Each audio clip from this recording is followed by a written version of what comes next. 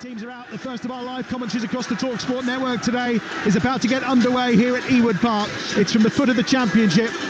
It's one of the 60 we're bringing you across the network throughout the month of April, and it's Blackburn Rovers, a win away from survival in the Championship. Sheffield Wednesday, a win away from pulling themselves out of the relegation zone and above the dreaded drop line. Ainsley Pearce is in goal for the home side. Carter, Hyam and Wharton are the back three. Britton and Pickering are the two wing-backs. Tronstad and Rankin Costello are the two central midfielders, with Dolan and Schroddick supporting Sam Gallagher, who leads the line in that unchanged Blackburn Rovers side. As for Sheffield Wednesday, one change today. Smith is out, and in comes Musaba, and it's Beadle in goal, Palmer, Ehikwe and Famewu across the back. Valentine and Johnson are the two wing-backs. Hawks and Barry Bannon, on his 400th appearance for Sheffield Wednesday, will be the central midfielders, with Musaba and Windass providing support to Ike Ugbo, who is without a goal in his last 7 Championship games for Sheffield Wednesday. The two benches, Blackburn Rovers, Wallstadt's the keeper. Kamito is on loan from Liverpool. He's one of the young substitutes, as is Markande. Buckley, who spent the first part of the season on loan at Sheffield Wednesday. Andy Moran's back from injury. He's on loan from Brighton and Hove Albion. Talalovic, Ayadi, Pessine and McFadzean, of course, who joined from Coventry in January. I'm sure once the game ends today, he'll have all ears on Talksport for that FA Cup semi-final, which we're bringing you from 3:30 this afternoon. The bench for Sheffield Wednesday today: Dawson, Iorfa, Diaby, Pedersen, Hendrick, Patterson, Gassama, Smith and Kadamatari are the options available to Danny Roll. Cracking atmosphere. 7,000 have made the journey to follow the Owls today away to our right-hand side. And the Blackburn faithful have turned out in their numbers too, in the lower part of the Ronnie Clayton stand away to our left-hand side. And the Darwin end is where you'll find the Sheffield Wednesday supporters. And boy, do they make a noise, Neil Redfearn. Yeah, amazing following. You know, I mean, they've had a really up and down season, more downs than ups, to be honest with you.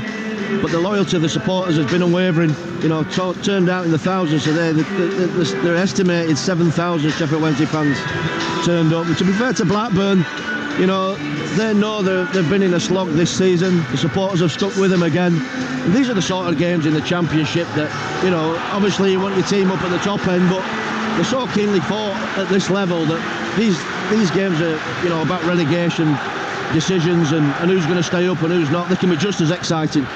And I suspect we're going to get that drama in the next 90 minutes or so. Strap yourselves in for the roller coaster ride that is a relegation 6-pointer at the foot of the Championship this Sunday lunchtime on your home of the EFL, Talksport 2. Josh Smith is the man in charge, and it's Blackburn Rovers kicking from left to right in their traditional blue and white halves who get us underway. It's Sheffield Wednesday who are in their away strip of the yellow shirts, the light blue shorts and the yellow socks. Not a stripe in sight, which, as I mentioned earlier, is very good news, because the back of their shirts are terrible to try and read. A couple of injuries. Well, one, there's a free kick been given inside the centre circle, which has gone the way of Sheffield Wednesday, but it's Sammy Schmodix that's down midway inside the Sheffield Wednesday half. Yeah, a little bit of a freak incident, to be honest with you. It's Liam Palmer that just swipes at the ball to clear, and it catches Schmodix full in the face. I mean, it must have hurt. I mean, he's moving, but his paw latched on the floor. Don't want to be losing Sammy Schmodix so early in the game. No, inside the first minute then, and we already have drama with Schmodix down and receiving treatment away to our right-hand side. Put some context on the game for you then, as we say. A win will ensure Championship survival for Blackburn Rovers today. They currently sit 19th in the table on 49 points. Sheffield Wednesday are 23rd with 44 points, but will go above Huddersfield and Birmingham City, who play each other next weekend, and they will lift themselves out of the bottom three if Sheffield Wednesday can win today. But I say if they can win. They've won just one of their last 7 games in the Championship. They've been on a brilliant run prior to that, when they'd won 5 of the previous 6. The key to their victories, though, is Ian Poveda, who of course is on loan from Leeds United. When he doesn't play in this run since he joined, they don't seem to win, Neil Redfearn. Yeah, and it's a little bit worrying, that, to be honest with you. You know, it's all the onus then on Barry Bannon to try and create and get Wednesday in front of goal. Windass coming back in recent games, I think that'll be a key player come back for them. You know, because he's a big game player. I'm thinking back to the playoff game at Wembley against my former team Barnsley, when he got the winning goal You know, when things matter, you need them players that can rise to the occasion. Sammy Schmodics is still down, being assessed on that far side. They'll be going for the full concussion protocols here. And he's up and about, I'm pleased to say. Yeah, Windass was missing February and March due to injury, of course. He's out of contract, as quite a few of these Sheffield Wednesday players are come June time. Barry Bannon being one of those. Who knows what the future might hold. A lot of high-paid players as well who are out of contract in this Sheffield Wednesday side. Well, we'll get back underway with this free kick for Wednesday in the centre circle, but it's in the Blackburn Rovers half, away to our left-hand side. We had a delay there of over 2 minutes for that injury to Sammy Schmodics. And the ball is punted forward towards, on this left-hand side, looking to try and find Ugbo, who was trying to get there, but also the ball fell in the end to Famewu, and it's out for a throw. Just looking at this as well, you know, this can nearly be as good as a corner for Sheffield Wednesday. Will Vokes has got an unbelievably long throw. Everybody's loading into that Blackburn area now. They are. He's level with the edge of the penalty area as he's going to launch this forward. He's not got much of a run up here because the advertising hoardings are quite close, and Schmodics is allowed on as he launches that one in. It's half cleared from the edge of the 6-yard box by Hayden Carter, and it's out and away towards halfway, where it's picked up once more by Vokes, who clips the ball down this near touchline. Not sure who he was trying to pick out there because there was no one within about 10 or 15 yards. So the ball goes into touch and it'll be a Blackburn Rovers throw on this near side. It'll be taken by Callum Britton. Schmodics is back on. They seem to be happy that he's not suffering any after effects of that ball in the face. And Gallagher flicks on towards Dolan, towards halfway. Bannon wins it back and it's lifted left-footed into the danger zone by a Hickway on this near side, and again it'll be another throw for Sheffield Wednesday, 10 yards inside their own half. 4 minutes played, it's 0-0 on Talksport 2, and Sheffield Wednesday trying to advance down this left-hand side with Famewu, and that's a ball into space that's being run onto now by Windass. Windass is inside the penalty area, left-hand side of the byline, cuts it back, and it has to be dealt with, and is dealt with by Scott Wharton at the edge of the 6-yard box, who concedes the corner. Well, that's just a loose clearance that ricochets into an area, but who's onto it? Josh Windass, you know, reads that brilliantly, gets down the side. It's not on his good foot, it's on his swinger, his left foot, but he puts a decent ball in and forces the defender to put it behind for Blackburn. Good start by Wednesday. Well, and there's another issue here, and I think it's Sam Gallagher who needs the physio, who's trying to give him treatment from behind the goal away to our left-hand side. The referee, Josh Smith, has intervened and said, well, look, if you need treatment, you need to leave the field of play. I think Gallagher may have taken a smack in the mouth or something, so there may have been a bit of blood. Yeah, you don't want him off from this corner. I was going to say, a corner's coming in, and they wanted him in there, but Josh Smith has said, no, you'll defend it with 10. And that's what Blackburn Rovers are going to have to do here. Corner then down this left-hand side, right-footed, swung over and just laid on. I think it was a routine that perhaps they've been working on, but not all components of it came together. And now Dolan's away down this right-hand side for Blackburn Rovers. He's got Schmodics ahead of him. He's got Britton coming down this right-hand channel. Britton gets towards the byline, tries to get the cross in, and he's brilliantly tracked all the way by Barry Bannon, who makes the challenge and wins the ball back for Sheffield Wednesday. Yeah, great tracking by Bannon. He's the one that spots the danger, gets right across. It's a good run, to be fair, by Callum Britton, but fantastic challenge from the skipper. Well, Pearce is outside his area here. Windass with a chance to shoot. He does shoot, and it's in. And it's Josh Windass who's given Sheffield Wednesday a stunning early lead at Blackburn Rovers in this crucial relegation clash at the foot of the championship. Windass from all of 35 yards. Pearce was out trying to deal with a long ball forward. They failed to clear it. Windass picked up the loose ball. He shot for goal, and he found the back of the net. 6 minutes gone. What a crucial goal that could be for Sheffield Wednesday. It's Blackburn Rovers 0, Sheffield Wednesday 1. Well, again, Josh Wynn's unbelievable technique to get the ball up and down and over Ainsley Pearce from that distance. Clipped the under the side of the bars, it dropped into the back of the net. Brilliant technique from Windass. We picked him out before the game. Somebody who had that big match mentality to win a game. That is absolutely out of the top drawer. What a finish. Certainly was. And the buoyant 7,000 Sheffield Wednesday fans away to our right-hand side are in song. They're on their feet, as you can imagine. No surprise. He hadn't scored since the 20th of January against Coventry, Josh Windass, but he's back. And how big could that goal end up being for Sheffield Wednesday. What on earth was Ainsley Pears doing? Yeah, I mean, he just got his timing all wrong, decision making all wrong, and it went to the wrong man altogether for Blackburn's point of view, because unbelievable technique from Josh Windass. Really was a most terrific finish. Now, chance to get forward for Rankin Costello down this right-hand side for Blackburn Rovers. Good interception, and a necessary interception as well, that time from Johnson. And then it's poked out on this near side from Maywu for what will be a throw to Blackburn Rovers, level with the edge of the penalty area. The one thing that does do, an early goal for Sheffield Wednesday, should really open up Blackburn Rovers to maybe not sit back and think, well, actually, we can just play this game at our tempo. Yeah, and it looked like that before the goal, to be honest with you. They didn't really commit themselves forward, Blackburn. I mean, we know we're only early doors in the game. But like you say, Adam, they've got to come out and have a go now, because the last thing they want is a defeat. Here's Britton down this right-hand side. He's blocked off by Bannon. It's cleverly done by Barry Bannon. Those 400 games of experience showing as he gets that ball to run out of play. What will be a goal kick to Sheffield Wednesday away to our right-hand side. He scored against Blackburn in December, did Josh Windass in that 3-1 victory. Clearly likes playing against them. Clever finish and the perfect start for Sheffield Wednesday. 8.5 minutes played here. Blackburn Rovers 0, Sheffield Wednesday 1. You're listening to Talksport 2, your home of the EFL. Well, we was talking in the betting feature with William Hill about how we thought we might get some goals. we're off and running already. Goals and drama. Yeah, I think they started really, really well, Sheffield Wednesday. You know, very functional. They're not making any mistakes. Well, here's Schmodix away down the right-hand side. Schmodix in the penalty area. Tight angle. Sammy Schmodix. Never in doubt from Sammy Schmodix, who equalises for Blackburn Rovers. One chance, one goal. 31 in all competitions this season, and another in the Championship.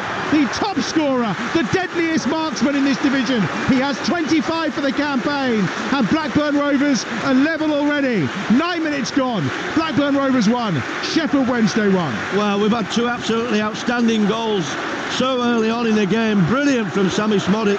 I mean, I don't know what Michael Iwikwe is doing, but he leaves that left-hand side channel, right-hand side from Blackburn's point of view, wide open for Sammy Schmodix to run into, and he draws the keeper, Ainsley Pears, off the line and just lifts it over him into the far corner. Brilliant finish. Two absolutely outstanding finishes early in the game. It was never in doubt when he got through, was it now? No. I mean, he's been in that position so many times. I mean, they owe him an absolute unbelievable credit of fortune, Blackburn, because he's been the main man. You know, Blackburn don't play well unless he scores, and he's at it again today. Well, we did say we may get goals. We've got two already, and we're not even into double figures in the minutage at Ewood Park here on Talksport 2. Traditionally, Sunday night used to be the night for drama on the telly, didn't it? Well, on the radio, it's Sunday lunchtime at Ewood Park. Yeah. Relegation 6-pointer, huge game, and it's 1-1. Britton into the penalty area, edge of the box, intercepted and brought clear for Sheffield Wednesday, but not brought clear very well that time by Volks. Just looked at Schmodic's reaction as well, straight to the 7,000 Sheffield Wednesday fans at the back of the goal. He couldn't help himself, could he? No. He did have that little tendency about him. I think he always had that in his game, isn't it? A bit of attitude, but then all good players need a little bit of attitude for sure. There's Ugbo back to halfway where Volks collects for Sheffield Wednesday. Great drama early on here. Maybe we'll settle down into a little pattern of play potentially as it's clipped forward from that right-hand side by Liam Palmer. Intercepted at the back for Blackburn Rovers at the edge of the penalty area. Schmodix tries to run onto it. I mean, he's showing no ill effects of that ball in the face early on there. No, he's not. I mean, he's so busy and bright. I mean, the timing of his runs is a real feature of his game. You know, he's such a clever player. I mean, that was a hopeful ball played down the channel. I don't know where Michael Iwikwe is going, like I said, but they just leave themselves wide open there. But he reads it so well. He's onto it quick. His first touch is immaculate. And as soon as James Beadle comes off his line, there's only one outcome. Just lifted the ball over him into the back of the net. Absolutely outstanding finish. Well, wherever Iwikwe was going, he's not going anywhere now because he's on his backside, stretching out his legs. Maybe he's had one encounter with Sammy Schmodix and he's decided that's enough. Because I'm not sure what he's done, but again, the physios are on this time for Sheffield Wednesday, and he'll get some treatment. It gives me a chance to remind you of some of the other live football coming up over the next few days across the Talksport network. Commentary against Manchester United is the second FA Cup semi-final. That's live on Talksport this afternoon. It gets underway at 3:30. Our coverage starts from 2. Jim Proud from the former Commentary and England defender Stuart Pearce will guide you through that one. Of course, Adrian Durham is in the chair for that. The drama of the Championship, the focus switches back to the top tomorrow night here on Talksport 2. Exclusive live national radio commentary of Middlesbrough against Leeds in the Championship. And talking of the Championship, right here on Talksport 2 on Tuesday night, Leicester against Southampton. Let me paint a scenario for you. If Middlesbrough beat Leeds tomorrow night and Leicester were to beat Southampton, Leeds wouldn't be able to catch Leicester at the top of that table, and it would then just be a race for probably second spot between Ipswich and Leeds. But we shall see how that pans out. We've also got Arsenal against Chelsea, by the way, exclusively live from the Premier League over on Talksport on Tuesday night at 8 o'clock as well. Still more treatment for Ahikwe, who's down on that far side. Gives me a chance to remind you tomorrow morning it's a Graham Souness Monday. He's in with White and Jordan from 10 o'clock on Talksport, dissecting all of the weekend's action. I'm pretty sure he'll have a view on Pep Guardiola's rant yesterday about Man City being asked to play on Saturday, and of course around the abolition of replays in the FA Cup et al. That's White, Jordan and Souness for your Monday morning at 10 o'clock tomorrow. Neil, plenty of options on the bench here for Sheffield Wednesday. Orff has been in and around the team, of course. Bambou Diabe. They are missing Dishon Bernard at the moment through injury, but there's no shortage of potential centre-back options. No, there isn't. I think Orff the obvious choice. Looks like he's back to his feet. I was just looking at both sets of players' ads, and they've gone through a roller coaster of emotions in 13 minutes. From going 1-0 up to drawing 1-1. I think that it's just the nature of the Championship, and for me it's such a great division. To have all that, different sorts of emotions to come across players and supporters and teams, everything to play for. Yes, there is still so much in the final couple of weeks of the Championship, and every twist and turn will be live across the Talksport network. It's going to be Bambou Diabe that will be the player who comes on. Dominic Iorfa not the chosen one, and Ahikwe's afternoon is over.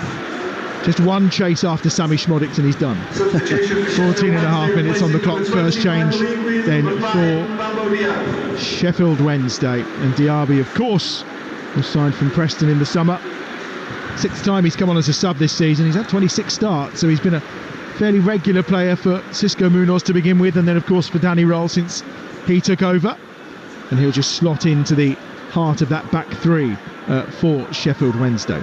Blackburn Rovers have possession. They have a throw on that far side, the left-hand side.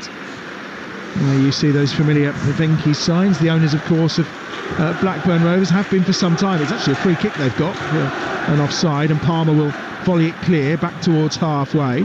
It's picked up nicely. Well, it was picked up nicely on halfway by Ugbo, but he then loses possession, and Windass will lead the charge and the press for Sheffield Wednesday, but Pears will get rid of the ball fairly quickly up towards Gallagher, who tries to win the header. In for the challenge, and a decent roll that came afterwards was for Maywu, but here's Schmodix away again down this right hand side. He's got Dolan in the middle, Gallagher's arriving too. It's taken on nicely by Callum Britton, who just tried to have a first touch and then work a shooting opportunity, but the touch just took it away, and it was well shepherded in the end by Johnson. And it's going to be a goal kick for Sheffield Wednesday away to our right hand side. I'll tell you what, brilliant run again from Sammy Schmodic. It's a ball that's played down the line by Britton, and he's the one that supports it inside, but such a well-timed run. He draws two defenders out and he plays a side roll pass inside back towards Britton, and it's intercepted in the end by a Sheffield Wednesday defender. But when they go forward, Blackburn, because of Schmodic's ability to create and get in areas, they look really potent. Blackburn Rovers 1, Sheffield Wednesday 1. 16 and a half minutes played on Talksport 2, your home of the EFL. And it's Blackburn levelling up after that early Windass goal. Schmodix on target, both goals coming in the opening 9.5 minutes here at Ewood Park this Sunday lunchtime. Plenty of nerves in and around the crowd. The travelling Sheffield Wednesday support away to our right hand side is full of joy and very boisterous, maybe tempered a little by that equalising goal from Blackburn Rovers, but It's a game that's promising much. Here's Carter on the right-hand side for Blackburn, over halfway into the feet of Schmodix, who just turns and spins and then looks for Britton, I think, out on this right-hand side. Instead he goes back to Carter, and they'll use the former Coventry man, Dom Hyam, another player who will, I'm sure, have an eye on Wembley come 3:30 this afternoon to see if his former side can get the better of Manchester United. There's almost a slip in the middle of the park that time by Tronstad, but he did well to recover it, just as Windass was going to break. Here's Schmodix again, 35 yards from goal. Good interception on this occasion by Diaby. And again it's given away to Rankin Costello. And now it's Tronstad. Tronstad wide to that far side. Dolan's there. Lovely little bit of intricate foot play, and then he goes down, wants the free kick. There was 2 Sheffield Wednesday players that went in on the challenge, but the referee, Josh Smith, not in the slightest bit interested, and has basically just said to him, you played for that and dived. Yeah, it's a brilliant passage of play by Blackburn. They're really starting to find the feet now. He passed the ball really well. You know, I think that what he's been is pragmatic, to be fair, John Eustace, but, you know, there's still traits from John Dahl Thomason's reign as well, some interplay, fantastic. Masaba's got away down this left-hand side. Ball just gets caught under his feet a little as he was on the charge. He's trying to find an opportunity to cross here onto his right foot, then it's well defended on this near touchline by Britton. He's helped out again by Hyam, and it's cleared away up towards halfway, where Sheffield Wednesday will just give possession back and concede the throw to Blackburn midway inside their own half. It's been an all-action 18.5 minutes, Neil. Yeah, it has. It's been a fantastic game to watch. I mean, a bit scrappy to begin with, first couple of minutes, but it's settled down now. I mean, what's really apparent, the back three of Blackburn Rovers is far more comfortable on the ball than the back three of Sheffield Wednesday. You know, that's been really apparent. Wonderful vantage point we have here at Ewood Park. And out far away from us, about as far as you can get down that left-hand side, Harry Pickering launches a ball forward to try and find Tyrese Dolan. It's forced Liam Palmer into the right-back position for Sheffield Wednesday, and he will give it back to his keeper, James Beadle, who's on loan from Brighton. Away to our right hand side, we could potentially see 3 Brighton loanees out there today, because there's a couple in the ranks for Blackburn Rovers as well. Chase on here for Windass, who closes down Pears again. He's already taken advantage of one Pears mistake today to score for Sheffield Wednesday, but on this occasion Pears puts it straight into touch on that far side for a throw that goes Sheffield Wednesday's way, just inside the Blackburn Rovers half. Yeah, it's interesting, just going back to Blackburn's lineup, it's really interesting how they set up, because it's more or less Tyrese Dolan and Gallagher that are down the middle, with Schmodich coming in that 10 role, and then they'll rotate round to try and get one of them on it. But they've looked really the most comfortable of the two sides in possession for me. They move the ball well. They've got in front of goal a couple of times now, one of them being the goal. And it just took Sheffield Wednesday back a little bit from an absolutely great start for Wednesday. I think Barry Bannon a little frustrated with his teammates, just trying to get them to just pass the ball around a little bit better. Yeah, just having a word with Will Vokes there earlier on about, you know, trying to go and get it off the back line and get on the ball and start playing a little bit more, because they have been quite direct Wednesday. It's no surprise that Blackburn Rovers just allow Schmodix to roam wherever he wants to, really. Yeah, you've got to give him a licence to get forward and time his runs, because, you know, he's the main goal threat. He is at this moment in time. He's down the middle, Dolan out to the left, but then that's because Dolan's just recovering from that little arm in the face that he took. Beadle will clear from away to our right hand side. He had 6 clean sheets prior to today. He's not going to up that ante, of course. And it's only the 13th away goal that Sheffield Wednesday have scored this season in the Championship. Not been prolific on the road for sure. And defensively, only Rotherham and Norwich have conceded more away from home than Sheffield Wednesday. So the away form has been a real problem for them. As that's forward again from Beadle. Windass is going to chase, but it's comfortably cleared by Hyam, the captain of Blackburn Rovers. Halfway, here's Bannon, the man with the armband for Sheffield Wednesday. Forward it goes to Musaba. Back again on this left-hand side for Maywu, and then into Bannon, who clips the ball round the corner for Ugbo to try and chase. It's a straight foot race between him and Hyam. Hyam gets there first, gives it to Pears, but he gave it to him on the half volley. Pears can only slightly clear it, back to Hyam again. Carter's there, and between them, they volley themselves out of trouble with some intricate little play. And now Blackburn can counter down this right-hand side with Britton, but actually he's going to take his time, I think, and just ask for a bit of support, which does come that time in the middle of the park from Tronstad. And then it's forward to Gallagher, who helps to find Schmodix. And now down the left-hand side is Pickering. Blackburn have opened up a bit of space here to stride forward, and they find Dolan. Dolan edge of the penalty area far side. Quick feet, quick running. Pulls the ball back again. Schmodix has made the run forward. Tronstad's there, but it's going to be with Dolan on that far side, 35, almost 40 yards out from goal. Tronstad out wide again to Pickering on that left-hand touchline. Schmodik has just dropped into that number 10 role to try and pick up any loose possession, but Dolan's there. And now down this right-hand side they find Carter. Good play from Blackburn Rovers, working it from left to right to try and pull this Sheffield Wednesday defence out of the way and drag them out of their shape to create an opportunity. I tell you what, they've done really, really well, Blackburn, from the start. You know, they've got the difference right between raiding and building. A couple of times they've broken, really raided and got at Sheffield Wednesday where they've had an overload. And when there's other times as well where they've got down the sides and they can't go and get an effort at goal, so they've turned out and they've started to build in and around that final third. It's good play by Blackburn. Just beyond the midway point of the first half, you're listening to Talksport 2. It's Blackburn Rovers 1, Sheffield Wednesday 1.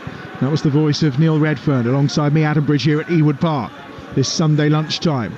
Sheffield Wednesday forced to just keep possession, but a pressure put on them deep inside their own half by Blackburn Rovers and by the advancing Tyrese Dolan. But again, they've gone all the way back to Bede, all the way to our right-hand side, who just feeds the ball out to this near touchline. Johnson's there, who was training on his own at the start of the season. Cisco Munoz was the man in charge, and he decided that Johnson wasn't part of his plans. He's been reinvigorated and re-included and integrated by Danny Roll since, and has almost been an ever-present on this left-hand side for Sheffield Wednesday.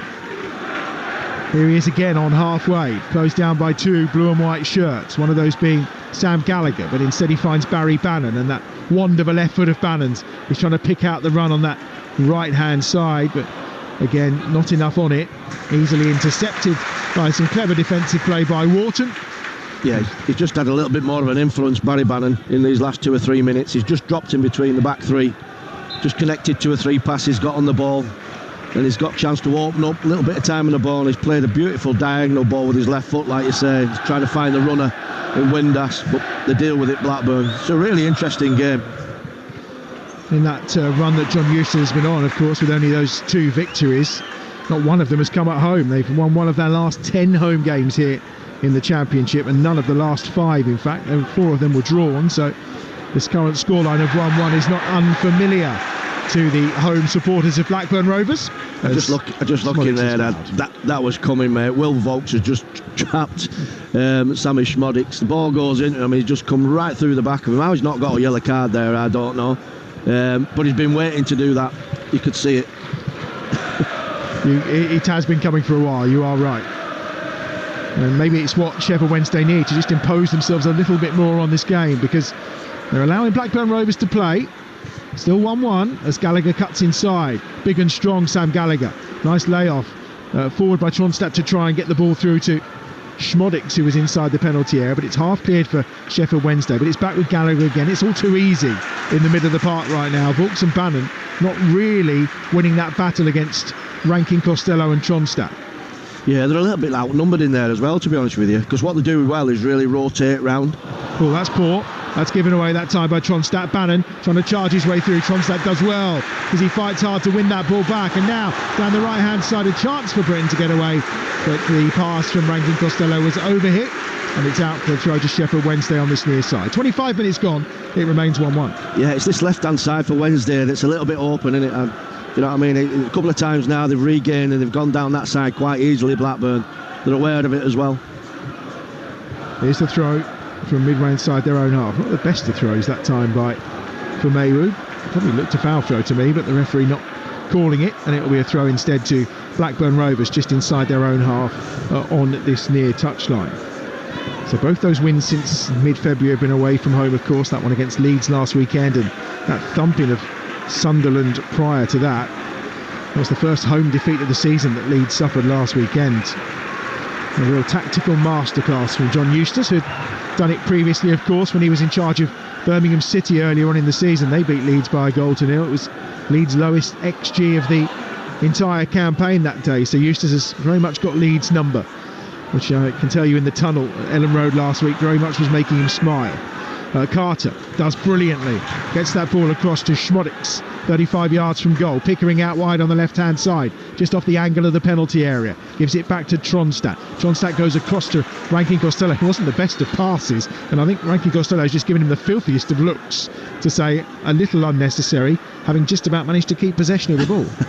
Yeah, definitely weren't happy with that, but just looking at Sammy Smodic's movement, and he's pulling away from the ball all the time, but the Blackburn players are really aware of him. Pops up in little areas either side of the midfield, gets on the half turn and starts to play. I was going to say, Neil, that's the one thing that kind of stands out. You know, Schmodix, because of the position he's playing, he's finding little pockets of space, isn't he? Because there almost seems to be a reluctance from Vaux to go with him, and then the centre halves think about coming, but then they think, well, actually, I'm getting sucked in here. Well, a lot of Blackburn's play obviously comes through Schmodix and Gallagher. If they've got to go back to front, it's into Gallagher. If they can play their way through that central area, they get Schmodix on it. And they've not dealt with it at all. You know, I mean, I look at Vaux and Bannon in there, they look a little bit isolated. You know, Windass is playing in that 10 role, but he's giving them nothing when they've not got it. And it's a problem for Wednesday. Throwing on the far side for Blackburn Rovers, nearly 28 minutes played. You're listening to Blackburn against Sheffield Wednesday in the EFL Championship, live on Talksport 2 with McDonald's. Order McDelivery on the McDonald's app and get tasty reward points. 18 plus, terms and conditions apply. This time it's Palmer who's taken Dolan down, much to the annoyance of those around us. It's a free kick. I tell you what, that's lenient from the referee. That's a yellow all day for me. I mean, he's started this game so well, Tyrese Dolan, and he's so quick. You know, his first 5 yards are lightning quick, and he turns away from Palmer and just leaves him for dead. He just brings him down, hacks him down. It's blatant. It's a yellow. It's absolute yellow card, isn't it? Yeah, definitely. Cynical foul, as we know. More and more in the game nowadays, usually punished by a yellow, but not on this occasion. Instead, it is a free kick, though, for Blackburn Rovers. It's probably about 40 yards out from goal. It's going to be taken on that far side by Callum Britton. I say far side, it's probably level with the edge of the penalty area on the left-hand side. And already Dolan has moved himself out into a wide position down that line, if that was the route that Britton wanted to go down. But I think he's going to pop it into the area and use some of those big centre-halves they've got. Looking for Hayden Carter, maybe. Wharton was the player that got up, but it was well defended in the end by Valentin, and out for a corner. Yeah, he did well, Paul Valentin, because what he did, he spotted the run round the back from Wharton, and he just got across his mark and got a little touch in it. I mean, all the Sheffield Wednesday fans are booing behind the goal to think it's a goal kick, but it's a great piece of defending from Valentin. Corner down this right-hand side then for Blackburn Rovers, which Pickering's going to come over to take. Dolan has come short. There's 5 blue and white shirts in the penalty area. The one who's causing the most strife, of course, is big old Sam Gallagher inside the 6-yard box. Him and Liam Palmer having a little set to run around the goal line just behind James Beadle in that Sheffield Wednesday goal, in front of those travelling supporters with that whole end away to our right-hand side. Here's the corner, delivered by Pickering. It's low and doesn't beat the first man. It's easily cleared away. They'll try and go again, but the offside flag was up, and it's going to be a free kick for Sheffield Wednesday from around the penalty spot. We've had just over half an hour here. Yeah, it remains 1-1. It's been a good game. It's been a really good game. There's been some quality in it. Most of it's come from Blackburn, to be honest with you. Just looked at that corner there. They were really loose setting up there, Sheffield Wednesday. You know, there's 3 players around the penalty spot, Blackburn, ready to go in. They'd marked them 3, but there were 2 in that 6-yard box, more or less free, because they got people on the post and 1 in the hole. Better ball in, and they've had a bit of joy there, Blackburn. Well, since the goal, they've created very little, have Sheffield Wednesday. It's all been about Blackburn the majority of the time in this game. I'm sure Danny Roll won't be satisfied with the performance of his team so far, but it remains 1-1. Dolan just losing out possession there to Vaux, and Vaux is telling that back line to just get up and try and press a little more. There's some angst in that midfield of Sheffield Wednesday. We've seen both him and Bannon expressing their dissatisfaction with the rest of the Sheffield Wednesday players. Yeah, well, to be fair to Will, Vaux is getting absolutely no help from the back line. Gallagher's going to try and chase this one down, but Beadle's going to have to deal with it. It was again after Gallagher caused Diaby problems towards the edge of the box, and it's another throw on that far side for Blackburn Rovers, who are certainly the better team, despite the scoreline still being 1-1. Yeah, I mean, I'm just looking at the makeup of Sheffield Wednesday's 3 in midfield now. You've got Windass, who's a 10. You've got Bannon, who's alongside Will Vokes, obviously gets on the ball, Bannon. But there's only really Will Vokes that's doing much when they've not got the ball. You know, that's going after it and closing down and putting his foot in. You know, the other two are more attack-minded. It's been an issue for Sheffield Wednesday because they've had the run of the midfield, to be fair, Blackburn. Just feel like you need another worker in there, doesn't it? Yeah, definitely. For this particular game, anyway. Well, the options on the bench don't offer too much. I mean, Hendrick usually plays in a slightly more wide position at times, doesn't he? Callum Patterson can play anywhere, of course. Liam Palmer could have been one of the players that maybe you put in there, but they've already had that back line disrupted with the substitution to bring on Bambo Diaby. Conversation here between Barry Bannon and Dom Hyam, so it's a conversation with the two skippers, just as things starting to flare up on the field a little. Well, I think he's maybe got this one wrong, Alan, the referee, because he's let 2 or 3 go now. Definitely one that could have been a yellow card, you know, that he could have put to bed himself. Certainly the one that went through Schmodix as well could have been a yellow card too, couldn't it? But he chose not to. And now Dolan will get it on that far side. Looking to cut back towards Pickering. And here's Dolan again. Dolan still running towards the edge of the penalty area. Goes to Schmodix, who's from distance, of course, the cries a shoot. The shot is driven by Rankin Costello all on the ground, and he's easily cleared from the Sheffield Wednesday penalty area. And it'll be a throw on this right-hand side for Blackburn Rovers. Yeah, really impressive play by Blackburn round the box. When they get in that final third, they've got a great shape to support round the box. Schmodix and probing and trying to work little balls in to fashion an angle. Here's Britton swinging one towards that back post and over the top of everyone, and I think Wharton was saying, well, I was being held, that's the reason why, but the referee not interested. And now maybe a breakaway on for Musaba on that far side, who switched over to the right this time, but he does win his side to throw around halfway. Yeah, he's only had little bits in the game, hasn't he, Musaba? I mean, he can be a real handful on his day. They've not had much service, they haven't had much ball since the equalising goal, to be honest with you, Wednesday. You can see why Paveda provides something to this team, but he's missing through injury today. A player on loan from Leeds, of course. Back with Beadle, who's just rushed inside his box by the advancing Gallagher, and so the clearance wasn't the best, but it is back with Palmer on the right hand side for Sheffield Wednesday. Ball just about kept in play. Now Musaba, nice turn from him, maybe some space to run into here. Not enough bodies forward though. Here's Bannon. Down the left hand side is Johnson. Windass has made the run down this near touchline. Windass is there, but he's tracked all the way. Tries to give it back to Johnson, doesn't get there, and now the counter may be on down this right hand touchline. Gallagher's there, and Diaby has to come over and put it into touch, and it will be a throw for Blackburn Rovers, and it's all too easy. Yeah, it is, yeah. I was just looking at Gallagher there, and it made me laugh because he saw the presence of Diaby coming across and basically just let him clear the ball out and not let him clear him as well. But yeah, I mean, look, they've had the better of the exchanges, Blackburn. They look the more polished side. They're better in possession. They need to start stringing some passes together Wednesday and having, some passage of play, because, like you say, they can't just let Blackburn keep, dominating the ball like they have been. Well, Josh Smith has just made Britain go backwards. Here's Gallagher across the edge of the penalty area, gets it clear for Blackburn. He's just for Sheffield Wednesday, does Valentin on that far side. He's just made the throw from Britain. He made him go backwards 5 yards, wouldn't let him take it from the first spot he tried to take it from, and then proceeded to let him take it from the spot he was going to take it from in the first place. Unbelievable. He's been very finicky and yet not stamping out challenges that probably should be yellow carded. Yeah, he's been quite lenient with the duels, but a little bit different from the rest of it. But I think the game's been good. I think it's been both sides are competing. It's a great start from Wednesday. What a goal from Josh Windass, but the response from Blackburn has been absolutely top draw.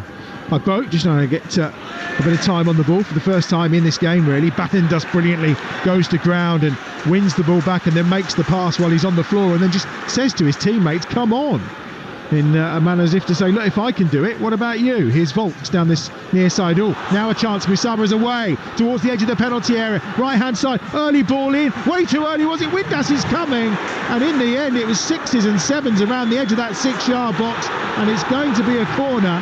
Ainsley Pears is furious. The referee wasn't sure, and he's now just had the call from his assistant to say that actually it's not a corner, it's going to be a goal kick. I tell you what, Ainsley Pears is not filling me with much confidence at all. I mean, that's a fantastic ball across the box by Ugbo, just rolls it across, and he's coming in at the back stick there, Windass, and if he goes with any conviction, he puts that in the back of the net, because he's out of the goal, he's left it. You know, it's really poor keeping. No, he's ended up just poking it wide by about 4 or 5 yards, because as you say, there was no conviction at all. Musaba and Ugbo, the two players involved as well. First time Sheffield Wednesday really got in behind that Blackburn Rovers defence. Clipped ball forward this time down this left-hand touchline by Volks, but it's probably about 20 yards ahead of Ugbo. It gives plenty of time for Hyam to give it back to Pears away to our left-hand side, and then eventually it's forward to Gallagher. Gallagher flicks on to try and find Schmodix inside the centre circle, hacked clear by Palmer, again up towards Ugbo, but there's nothing doing. Every time it's coming back, and Blackburn Rovers have it once more. Yeah, I think they've got to think about that quality from back to front Wednesday. You know, I look at this front three that they've got, they're just chasing and having to battle and fight for things. You know, there's no quality going into them. Here's Windass on halfway, the goal scorer for Sheffield Wednesday. It's Blackburn 1, Sheffield Wednesday 1. You're listening to Talksport 2. And here is Diaby. And back on this near side to Famewu. Famewu up this near touchline to Johnson. But again, you called it very early on in this game. Those back three are not comfortable with the football at their feet. No, they're not. And what they've done is they've pressed them really well, Blackburn. They've got themselves in a great starting position, the three of them. And they've gone after them and put them under pressure. And because probably they've been a little bit more limited of the two back threes technically, they've found it difficult. Throw down this right-hand side, which Britton will take short into the feet of Dolan. Dolan does well to just turn that inside towards Rankin Costello. He gets there before Bannon, but the ball breaks to Volks, and he'll go back to Beadle away to our right-hand side. It was on loan at Oxford before Christmas, was James Beadle, England under-20 international, 17th consecutive start in the Championship for Sheffield Wednesday. Cameron Dawson had a little injury. He's amongst the substitutes today. And Sheffield Wednesday just keep possession on this near touchline. Up to Ugbo. Again, he loses it. Picked up by Hyam. And Wharton will just go back to Pears. And again, Blackburn Rovers will clear their line. 6.5 to go to half time. 1-1. Up towards Gallagher. Knocked down towards Schmodix. Little shove in the back from Famewu. And it will be a free kick for Blackburn. And again, a chance for their big men to come forward and try and put some pressure on the Sheffield Wednesday goal. Yeah, I mean, every time they've gone back to front into Gallagher, he's won absolutely everything in the air. I mean, he operates from the right and then he goes down the middle a little bit, you know, and they fill the spaces so well. You know, they're so well drilled going forward. You know, it's caused Sheffield Wednesday a lot of problems. Here comes the free kick for Blackburn Rovers on this right-hand side. We're into the last 5.5 minutes. There'll be a fair bit added on at the end of this first half because we had a couple of injuries. That's really poor defending, and in the end the shot was away. It was Scott Wharton on that far side who had time to chest it down and then get a shot away that was deflected behind for a corner on that far side. It's brilliant play by Wharton. Pulls right round the back stick. The free kick's just left there for him, and he knows the defender's struggling, and he just takes his step to one side on his chest. Effort at goal that's half blocked.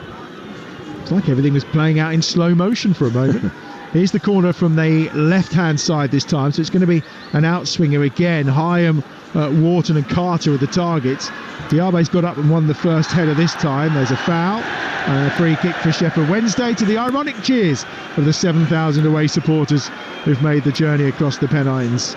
And now another injury issue here for Sheffield Wednesday. This time Liam Palmer is the player that's down. Barry Bannon has gone across. They've already lost one of their three centre-halves today. Palmer, who has made 433 appearances as of today for Sheffield Wednesday, scored the goal against Stoke.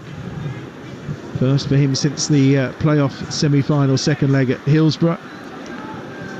He's okay though, and he's up and about and ready to continue as we enter the last 5 minutes of this first half. Yeah, I mean, I just think from Wednesday's point of view, you know, started probably the better of the two sides, got the goal, but since then it's been all Blackburn. Blackburn got the equaliser and have probably dominated proceedings. Looking at the possession stats, 60% to Blackburn, 40 Sheffield Wednesday.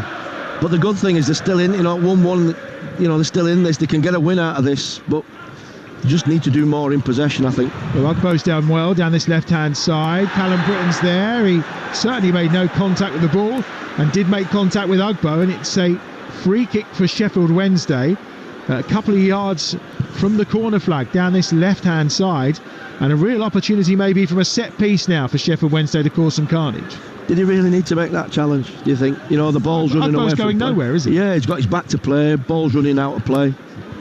You know, and he gives Wednesday a free kick in a position which is dangerous. I'm quite surprised that Bannon's not delivering it, seeing as he's possibly the most accurate deliverer of the football, but Volks is going to be the player who's going to swing it in.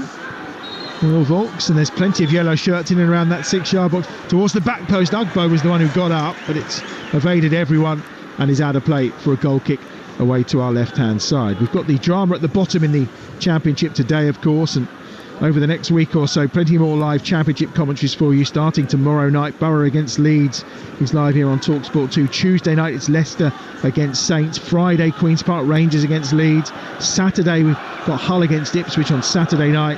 And then on the following Monday, Preston against Leicester. Before, of course, Saturday, the 4th of May, the final day. Everything kicking off that day at 12:30 as well. And we've got the final day of League One and League Two at the weekend for you too, on your home of the EFL here on Talksport 2. We will keep you across it all, have no fear. And then the fun of the playoffs. Oh, Valentin down the right hand side, edge of the penalty area, gets the ball inside the box. Masaba was there, but again it's well defended on this occasion, and out of play on the far side for a throw to Blackburn Rovers midway inside their own half. Yeah, first real bit of influence by Barry Bannon there. It's a great little ball around the corner to find Valentin, and his cutback's just the wrong side of Asaba. Better from Wednesday. It was the first time really that, again, they've just started in the last couple of minutes to get behind and in amongst that Blackburn Rovers back line that's been fairly resolute for the majority of this first half. And it not been that mistake from Pears when he came out to try and clear a ball and wasn't really clear it particularly well. That was the only real chance that Sheffield Wednesday had early on in this game, and they took advantage of it. The last 2 minutes of the first half. You're listening to Talksport 2. It remains 1 apiece at Ewood Park. A result that's good enough for Blackburn, but not really good enough for Sheffield Wednesday. Far side, Palmer on the charge. Outside him is Valentin. Infield he's got Musaba, and that's the option he goes for. 35 yards out from goal. Skips past the first challenge from Tronstad. Does well. Goes back towards halfway. And now it's with Diaby. Diaby back to Bannon, who slipped in between the two centre halves. This is better though, Adam. You know, they're starting connect passes. They're making Blackburn work a little bit more. Well, you say that, and at that point, Famewu just clips the ball into no man's land that no one's ever going to chase after. Yeah, if I were Blackburn, I'd try and concentrate the press round Famewu. He has been rank awful, hasn't he? Yeah, he's been poor. Well, slightly more generous than awful, poor. You're kinder than me today, I feel.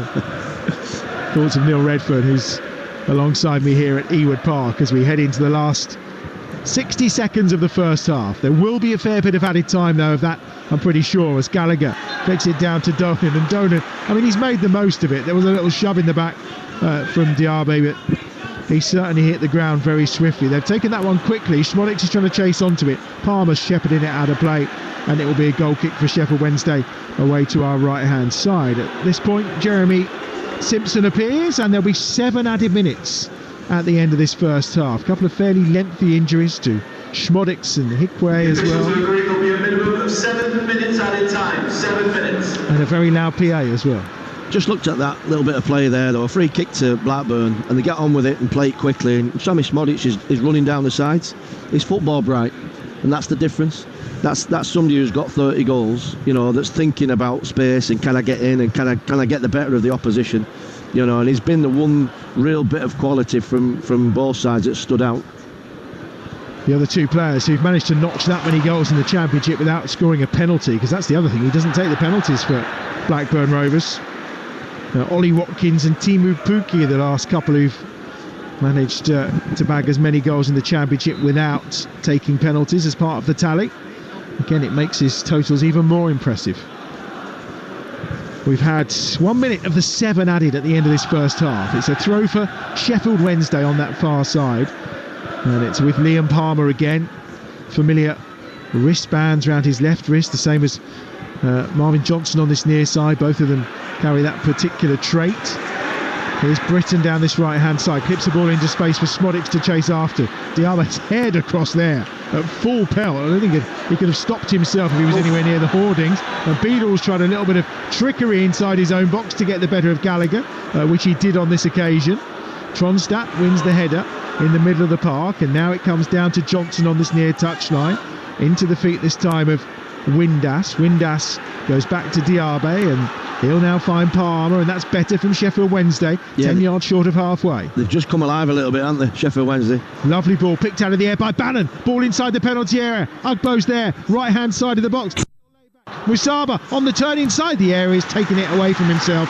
All of that came from the brilliance of Barry Bannon then, and it was almost an opportunity for Wednesday, who have a throw on the right hand side. Yeah, no coincidence. It's come after the sixth pass where the ball's come into the box, where they've connected passes and played round Blackburn. Good runs forward, little cutback that's red and blocked, but it's an opportunity to throw this ball in for Will Vaulks, and we know how far he can throw it. Yeah, he certainly can. Man who joined from Cardiff back in 2022. He's going to throw it towards the edge of that 6-yard box, but actually doesn't get as much purchase on it as he would have liked. Gallagher heads clear. Vaulks will then deliver for the second time, and there's a line of yellow shirts, but it's over the top of all of them.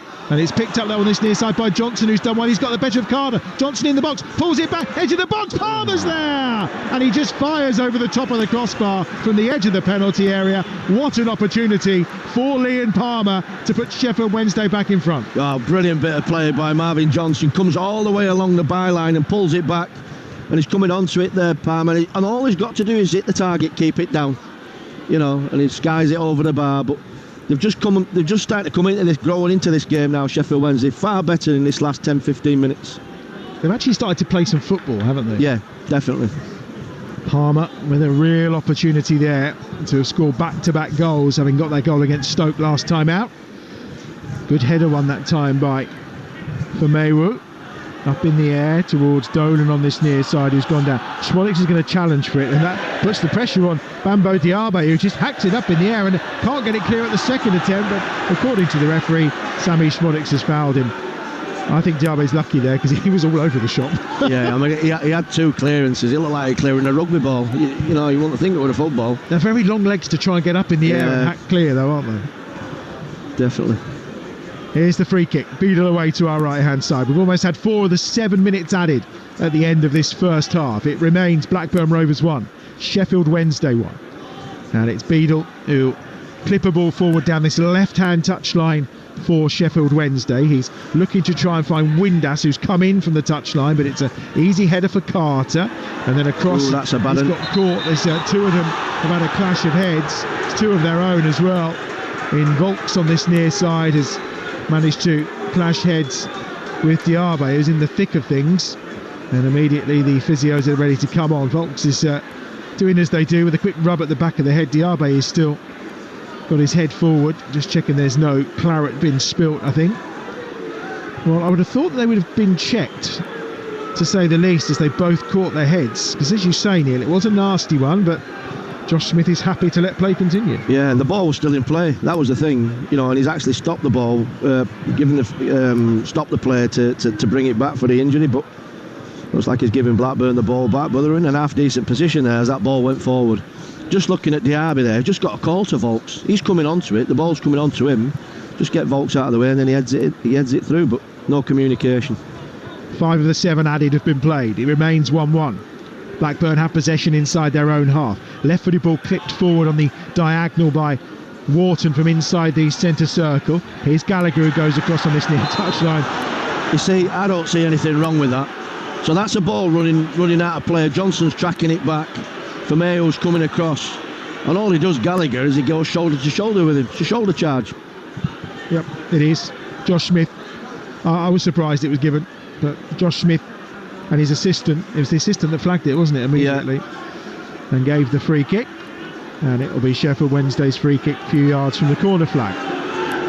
Not that he's taking it a few yards from the corner flag, but here comes Beadle again looking for a decent angle. A minute of the time added on still to be played at the end of this first half. You listen to Talksport 2, you're home of the EFL. It's 1 apiece as the sun comes out again at Ewood Park. And it's forward to Ugbo, who gets up early, wins the flick on for once. but it's easily cleared by Hyam over the top, and Schmonix is chasing onto it. Schmonix has got the other side of Diaby. Schmonix tries to get the shot away, comes off the inside of Diaby's legs and is saved by Beadle in the end, and half cleared for Sheffield Wednesday. But you just thought for a moment then Schmonix had got the right side of Diaby, but he couldn't quite put it away this time. I'll tell you what, he is so bright, Sammy Schmodic. He just reads things and gets onto things. I mean, he does ever so well there, Diaby, because, you know, he's hurtling across here, and you're looking and think it's a car crash, this. You know, it's going to be a penalty all day, but stays on his feet, tracks him, gets half a block, half a save as well from the keeper, James Beadle. I was going to say, it looks actually, looking at a second chance to look at it, it looks like he's flicked his boot at that and got it through the legs of Diaby, and Beadle's made the save. Yeah. But you're right, it looked like a penalty was about to come all day. Well, he was hurtling across there, Diaby, and he's a big guy. You know, he's taking some stopping himself, but he actually defends it really, really well.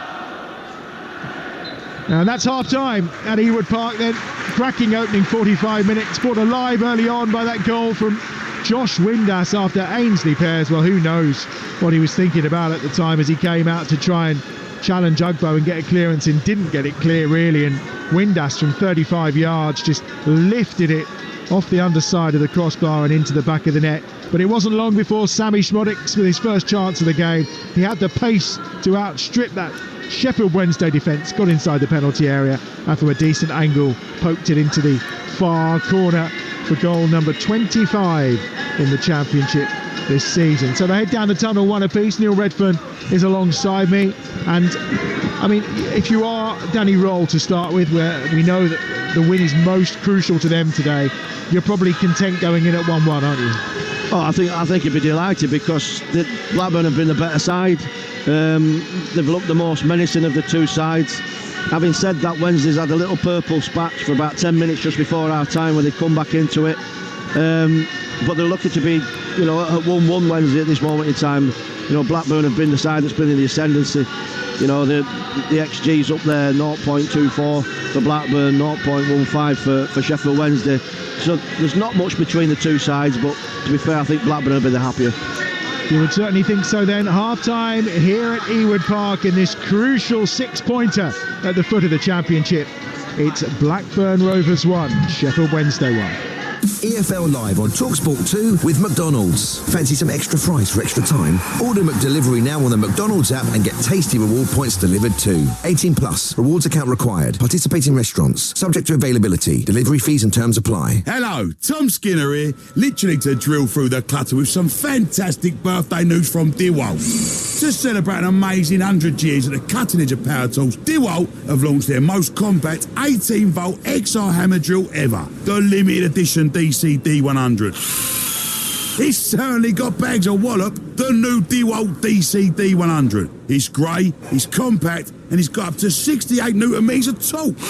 In fact, DeWalt are so excited about innovating for a century, they're giving away 100 birthday prizes, including power tools, and even this here, brand spanking new Ford Ranger Wild Track pickup.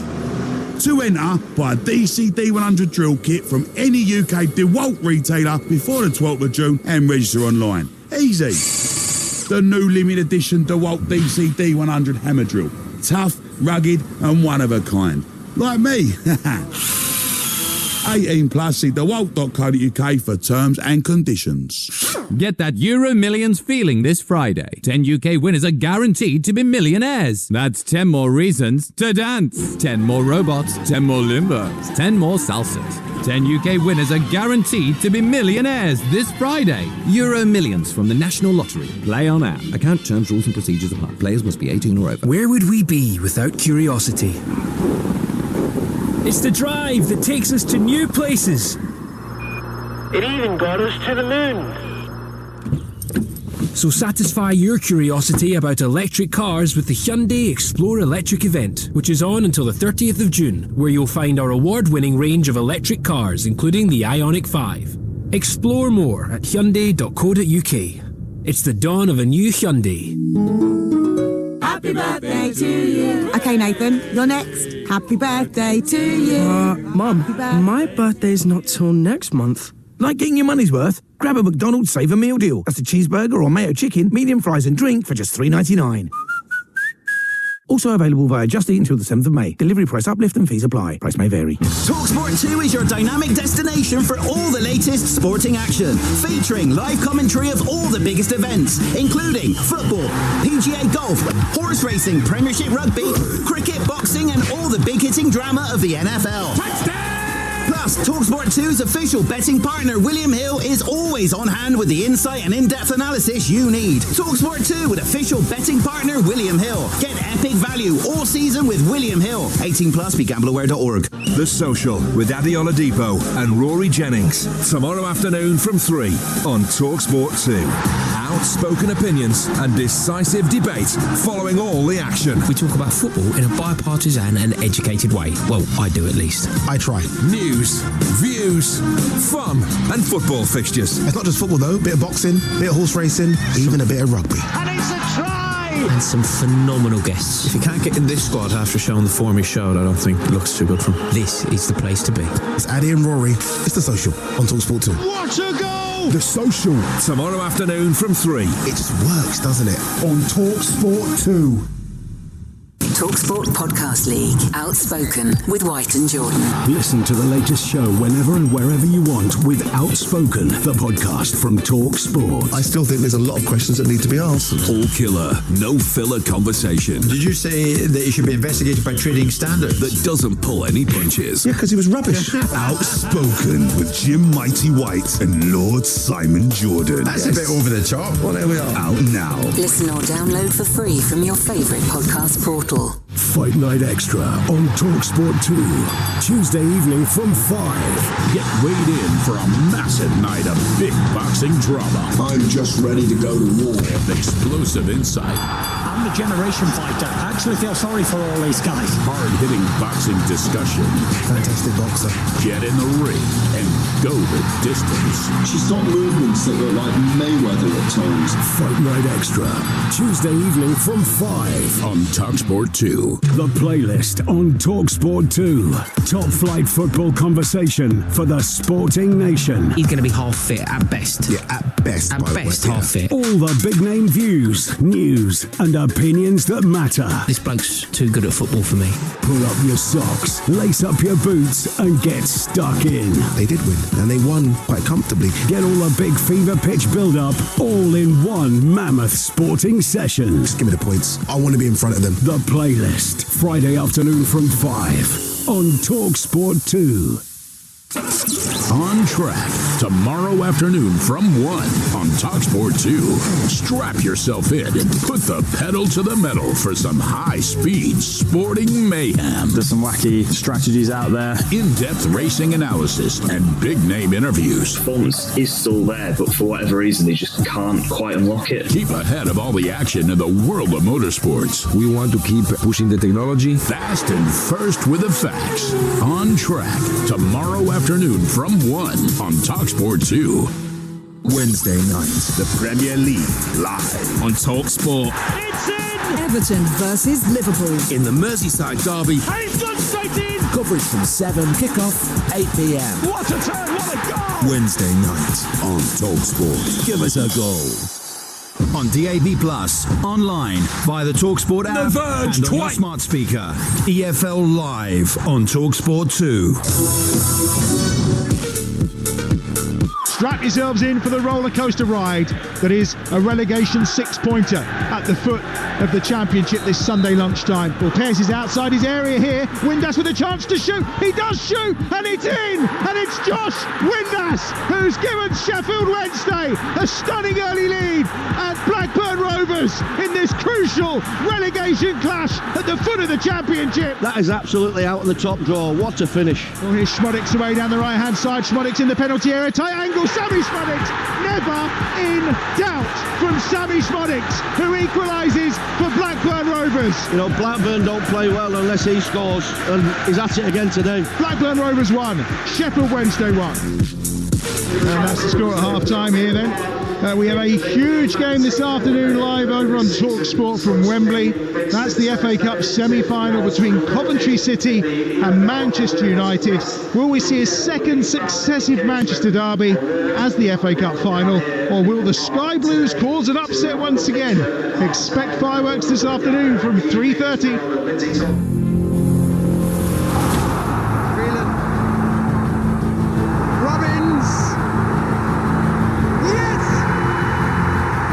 Feeling gave me the ball. I had 3 touches and scored in the far corner, and the rest history. We got to that cup final. Manchester United are at Wembley. The winning goal scored by a man, Mark Robbins. Ball inside the area for Sims for right. Oh, they've won it! They've won it! Coventry have won it! That is the most extraordinary FA Cup fight back you could ever wish to see. Yeah, we look forward to it. I think, significant challenge, top team, top players. Manchester United make it through to the semi-finals. How do we go to beat Coventry City? And it's all about this, and for the rest is for later. The second time we've been to a semi-final of an FA Cup, and this isn't a game where you're going to win a trophy, but it's a significant game. It's played at the National Stadium. United unable to defy the odds or deny the neighbours. There will be success. Who says this isn't the best domestic cup football competition in the world? Well, Coventry City haven't reached this stage of the competition since they famously won the trophy back in 1987. But are they set to cause another surprise this afternoon against Eric Ten Hag's side? Talksport's Ian Abraham sat down with the Sky Blues boss Mark Robbins earlier this week. So here we are, semi-final of the FA Cup. Yep, exciting times. So, yeah, we look forward to it. I think, significant challenge, top team, top players, top challenge, but we've got to go and embrace that and know what we're likely to face. I think really it's difficult for the players that haven't been before to Wembley, and there's a few of them, but some of the foreign boys haven't been. Hadji's played in a World Cup, but he won't have experienced Wembley, and it's just that wall of noise when it hits you, and you're playing against Manchester United, so there's going to be a full house, and it's going to be a really big occasion for both sets of teams, but more so for us because it's only the second time we've been to a semi-final of an FA Cup, and this isn't a game where you're going to win a trophy, but it's a significant game. It's played at the National Stadium. Our supporters are starting to get used to it. United supporters are used to it, and it's brilliant. It's fantastic for everyone. A lot of players have been to Wembley with you, obviously last year, and a lot that haven't, or some that haven't. For those that went last year, what do you say on the bus or in the dressing room to banish the ghosts? And for those that haven't been, what do you say to make them not fearful? Yeah, all right. I think all you can do when you're preparing for a game is to prepare the only way that you can for your side. Everybody's unique. We've got a set of players there. Some have experienced a difficult moment in their careers, in their lives. Last May, that's gone. It went, a long time ago now. You don't dwell on it. It's about what happens next always in life. You can draw on experiences, there's no doubt. You can draw on those in a positive way, and that's down to an individual. You have to point out the fact that, we have some really good, talented footballers that aspire to be Premier League players. Well, there's an opportunity here. There's an opportunity to go and play against one of the best teams, the biggest club in the world, and one of the best teams in the Premier League. So, this is a different step up for us as a team. This is a step up, a significant step up in terms of an opponent. So, the challenges are varied and great, and, we have opportunity. So, you've got to take it with both hands, but go and enjoy it. If you can't enjoy this, you're in the wrong game. You're going to walk out in front of a full house at Wembley Stadium against a top team, no doubt about it. You don't fear it. You go and see how good we can be. That's the brilliant Mark Robbins, one of the most underrated managers for sure. He'll take his Coventry City side to Wembley this afternoon to take on Manchester United for a place in that FA Cup final against Manchester City. The whole game is live over on Talksport from 3:30, the kickoff there. If you've got yourself the Talksport app. If you haven't got the Talksport app, what are you doing? It is your pathway to plenty of live football, all via the Talksport app. Download it now from your usual app store and app store provider. You'll get the schedule, you'll get podcasts, you'll get the ability to flick through our commentaries, and there's plenty of them coming this week. We've got some app exclusives for you as well. So as well as that FA Cup semi-final today, Middlesbrough against Leeds is live on Talksport 2 tomorrow night from 8. Then on Tuesday night, a choice of listening for you on Talksport. It's Arsenal against Chelsea, exclusive national radio commentary from the Premier League. And then here on Talksport 2, Leicester against Southampton. What a huge game in the Championship that is. And then on Wednesday night, it's all-out Premier League action for you. We've got 4 live and exclusive games for you, of which some of them on the Talksport app. Wolves against Bournemouth, Crystal Palace against Newcastle, both available on the app. Neither of them are on TV in the UK either. Everton against Liverpool, that's live on Talksport, the Merseyside derby. And then here on Talksport 2, Manchester United against Sheffield United, and then Man City are in action on Thursday. That game, Brighton against Man City, is Thursday night on Talksport. So plenty of live football to come throughout the rest of the week, and we've got the second half still to come here at Ewood Park, where it's one apiece. The Sheffield Wednesday players are out, the subs are out, everyone's out, the ref's out. We're just waiting for Blackburn Rovers right now, who appear to be taking their time with John Eustace. I don't think there's any further changes at half-time for Sheffield Wednesday. Michael Smith's been out there warming up, but he's not going to join the action just yet.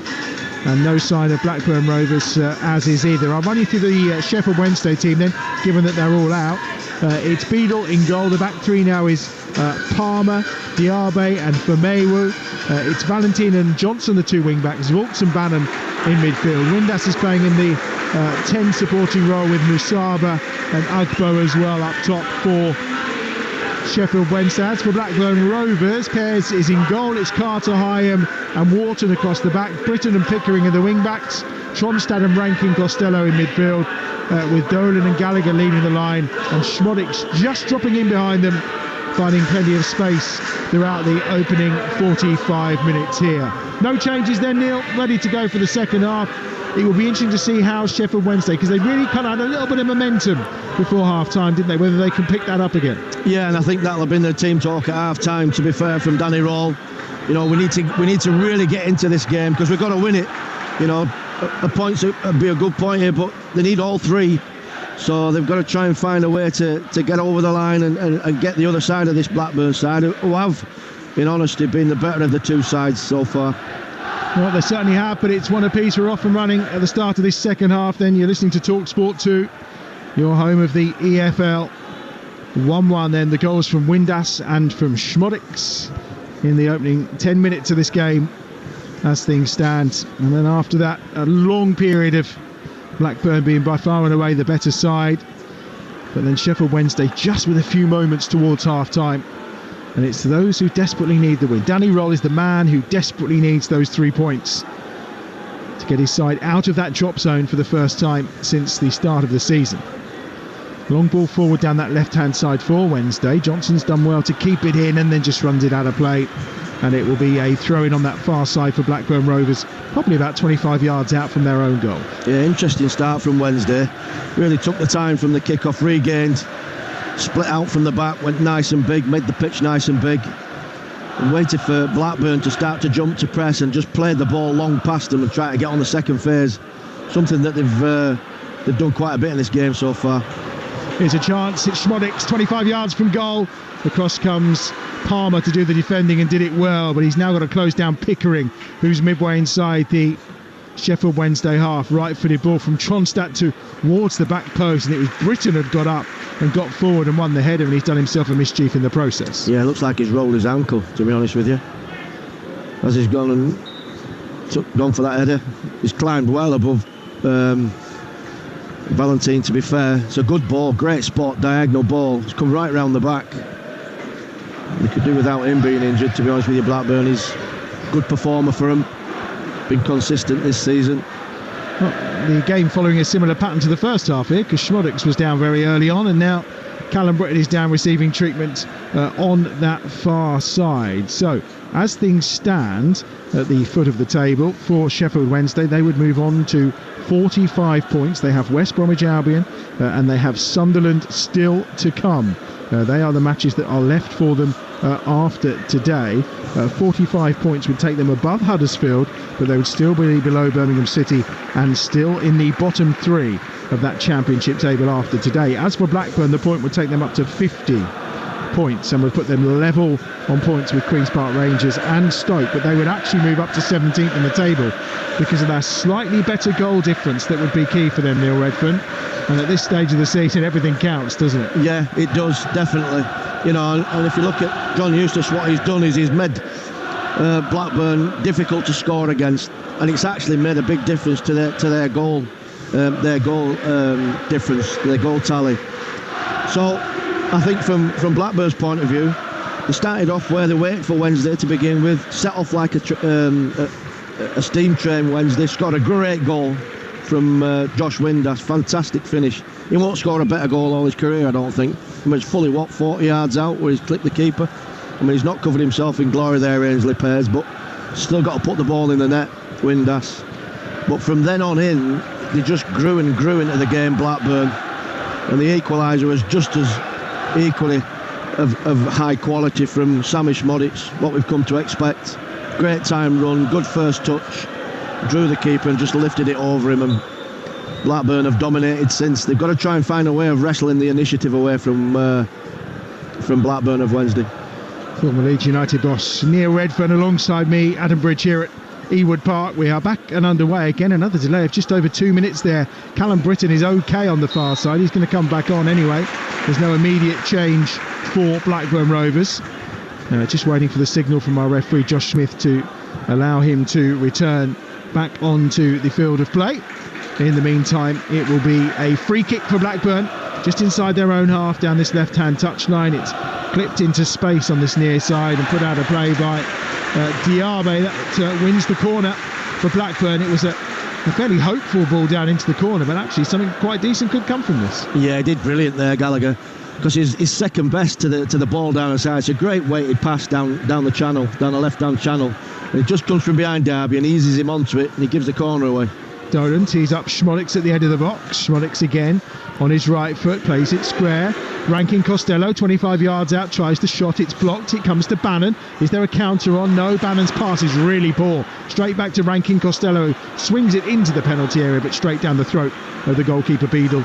And he will immediately bowl out Sheffield Wednesday on that left-hand side. With Johnson now trying to forge his way forward. Here's Bannon trying to clip a ball over the top for Windass. Windass tries to win it, but again one of those three centre halves. This time Hayden Carter just plucks the ball out the air and wins it back for Blackburn Rovers. It's back with Bannon on halfway. Forward he goes. Now the charge is on. It's Windass once more into some space. He's got Johnson outside him on that left-hand side. Windass cuts the ball across the penalty area. Doesn't get beyond the first challenge. And Carter will put it out of play for a throw on that far side for Sheffield Wednesday. Yeah, it's a much better start from Sheffield Wednesday, to be honest with you. They've been far more on the front foot, far more positive in what they're doing. You know, they've looked to counter quickly. And they've got good quality players in such as Windass and Ugbo. And obviously Musaba as well has got fleet of foot. He can go past players. They've got to try and get the ball into that front line and cause some problems for Blackburn. Josh Smith, the referee, again calling over Barry Bannon. This time Josh Windass for a talking to. Not too sure what Windass has said or got involved in, but again, referee Smith not happy. Throw in will be Will Vaux's from that far side. It's level with the edge of the 6-yard box as he tries to throw it some distance, but it's just headed up in the air, and Diaby gets the header in and gets it goalwards. But again, in the process, there's another clash of heads in this game. Diaby is involved once more, not for the first time, and immediately they're waving the physios on, which would indicate that it looks like there's some proper damage done to Diaby. He got plenty of purchase on it, but he seems to have managed to catch Wharton in the process. Yeah, I mean, Wharton's up, to be fair. It's a clash of heads. But he's really positive there, Diaby. The one thing he has done since he's come on, he's been aggressive and he's been positive. He's defended with real positivity, and it's a ball that's there to go and win. He climbs above his man, Wharton, but as the two go for it, they clash heads. The ball lands safely in Pears' hands. But they started better Wednesday. They've got more intent. they look like they've got a purpose, and they have got a purpose, because they've got to try and get out of the bottom three. So, they need that urgency. Everton against Forest is underway in the Premier League this afternoon. That remains goalless right now.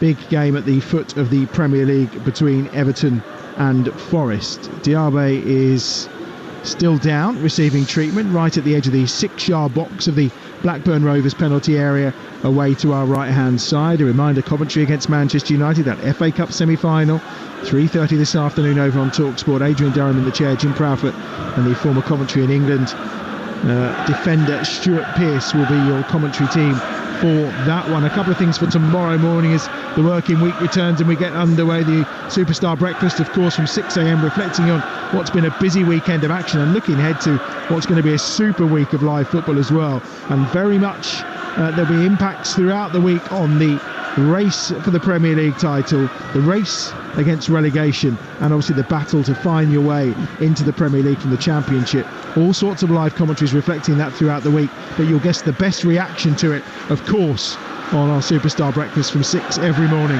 on Talksport. Jeff Stelling, of course, will be part of the team for that one. I think we're going to see Scott Wharton still waiting to come back on. He's okay following that clash of heads with Diaby, who's I think may well be patched up here, Neil. Yeah, I think there must be some claret there, because the physio's really taking his time. I mean, he's got a yellow shirt on. Usually you can see, but doesn't look like there's any blood on his shirt. But he's been down there a while now on his haunches. It's been a tough season here for the Blackburn Rovers supporters. They've actually won more of their away games than they have at home this season, so they've not been treated to great results here at Ewood Park, but they're doing their bit today. The more boisterous singing right now is coming from the 7,000 Sheffield Wednesday supporters away to our right hand side, who have travelled over in real numbers today for such a crucial game. They know they need the victory today, and boy are they trying to drag their side towards it. We've been on the clock for nearly 10 minutes of this second half, but I think we've probably had about 2.5, maybe 3 minutes of football at a push so far. But it'd be interesting, just there was a break, something similar in the first half before the goal started coming, and Wednesday didn't really react well to that break. It'd be interesting to see how they react after this break, because it's a good 3 or 4, nearly 5 minutes he's been down there.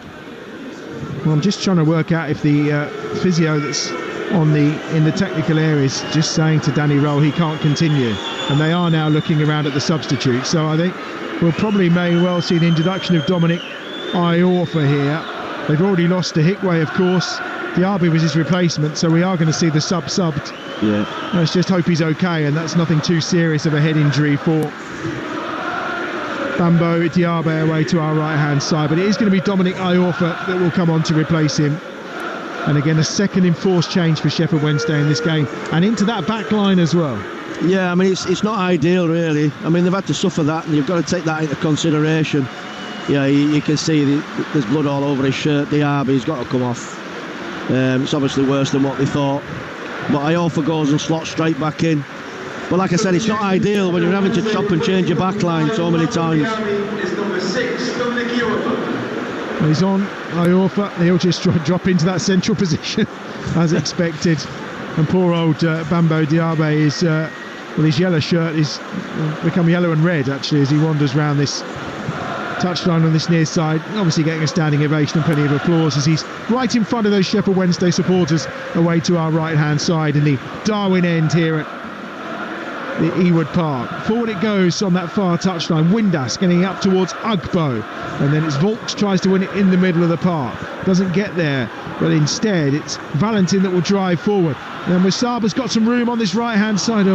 Valentin's chosen the one path to play the pass where there were two Blackburn Rovers defenders. Anywhere either side of that, and they would have been away. Yeah, it was so intricate, that pass, so difficult to play. I mean, I don't know why he just didn't clip it beyond them both.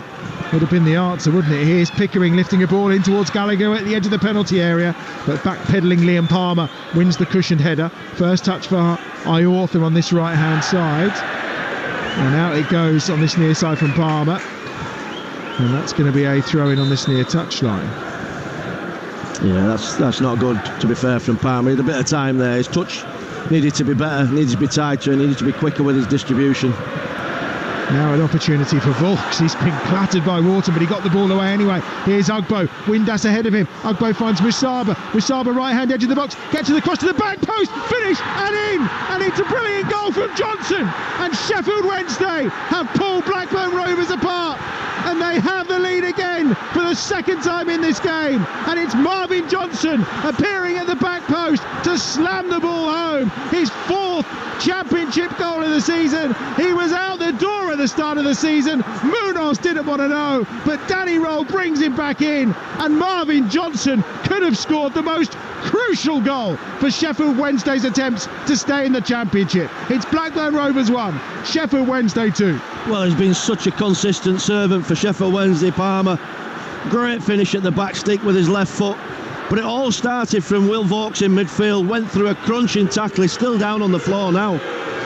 Won the ball, it ran through. Ugbo broke down the right hand side and swept a lovely cross all the way across the 6-yard box. And he's not looked convincing all the game for me, Ainsley Pears. But he's coming in the back stick, Palmer, and he smashes it into the back of the net. Real interesting turn of events now. It's how Blackburn react to that.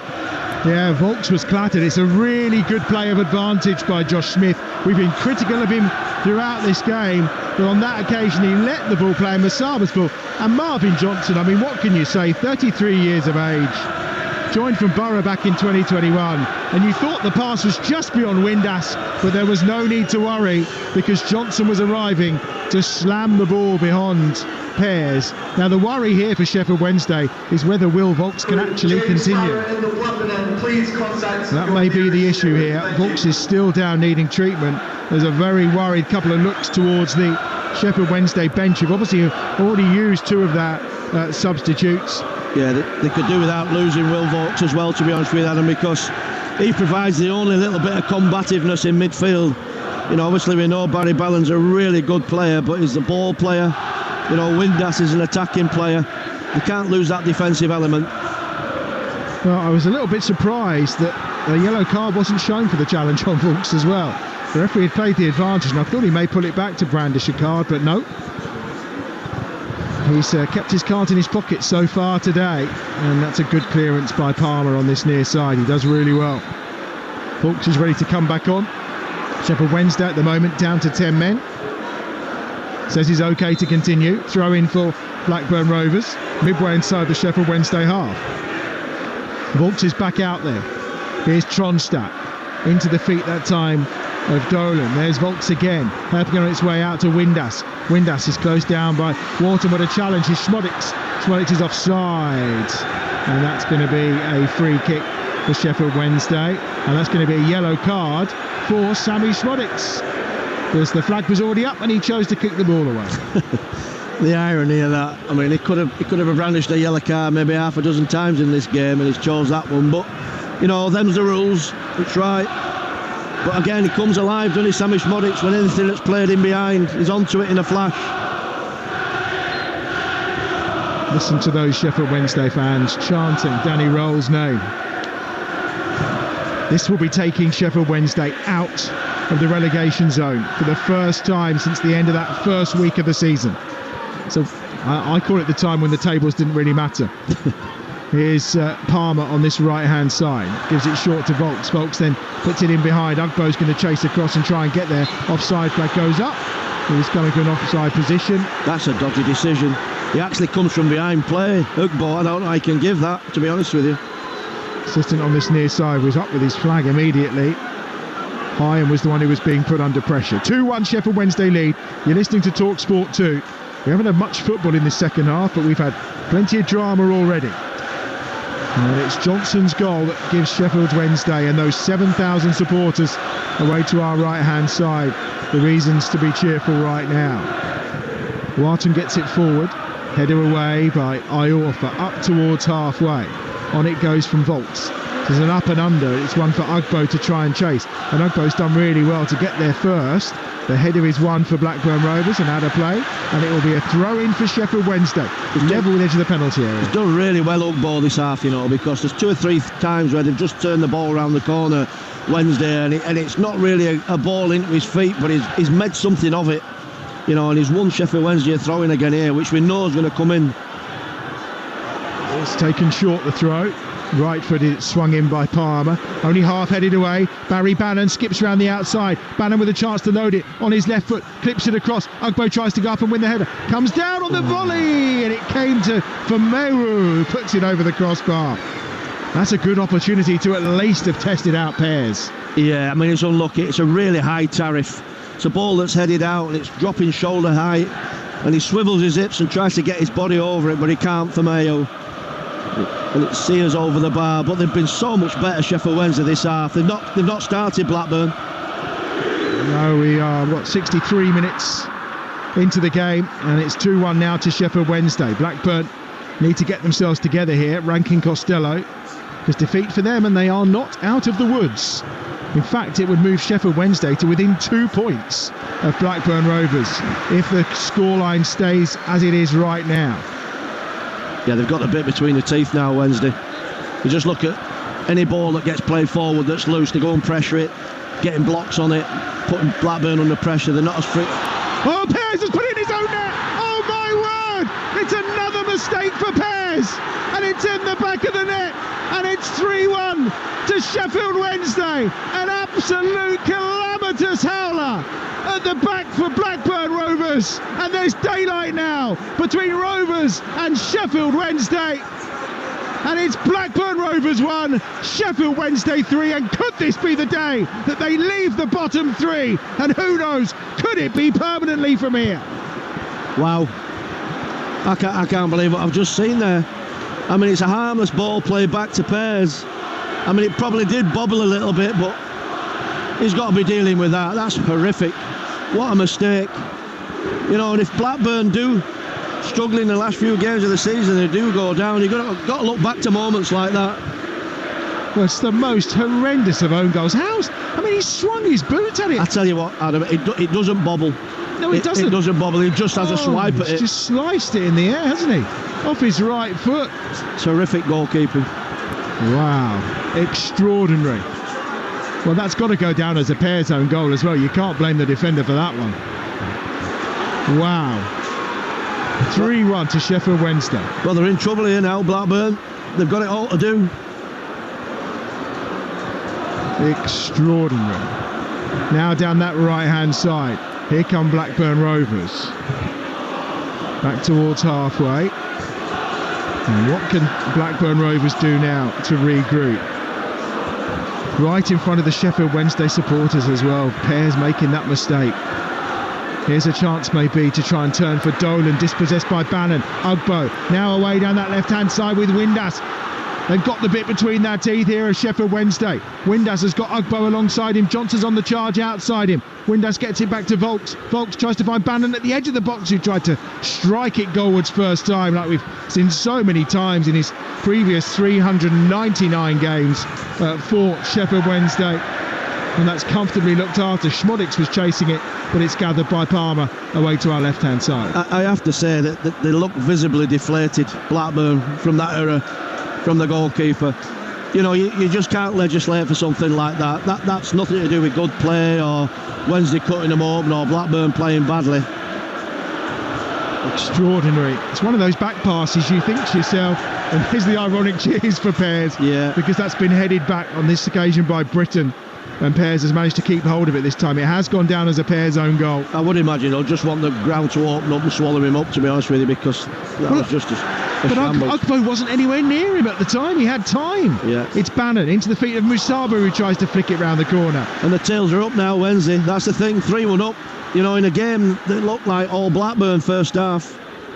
Well, it was 3-1 when these sides met earlier in the season. Oh, now Dolan's away, he's offside. Flag was up immediately, and you're probably right in line with that one, Neil. Offside. Yeah, his yard's off. He doesn't really need to go that early because they're so disorganised at the back there, Wednesday. He just needs to stay on side. Here's a change in shape probably going to come here. Well, Tronstadt's going off and John Buckley is coming on for Blackburn Rovers. And Buckley was on loan earlier this season at Sheffield Wednesday till January, made 13 appearances from them, but Buckley's on and he'll come into that midfield for Blackburn Rovers. There was another little problem there for Josh Windass, but again, Barry Bannon said, no, don't worry, he's fine, and he is okay to continue. What a start to this second half from Sheffield Wednesday and Danny Roll. Whatever he said at half-time, remarkable.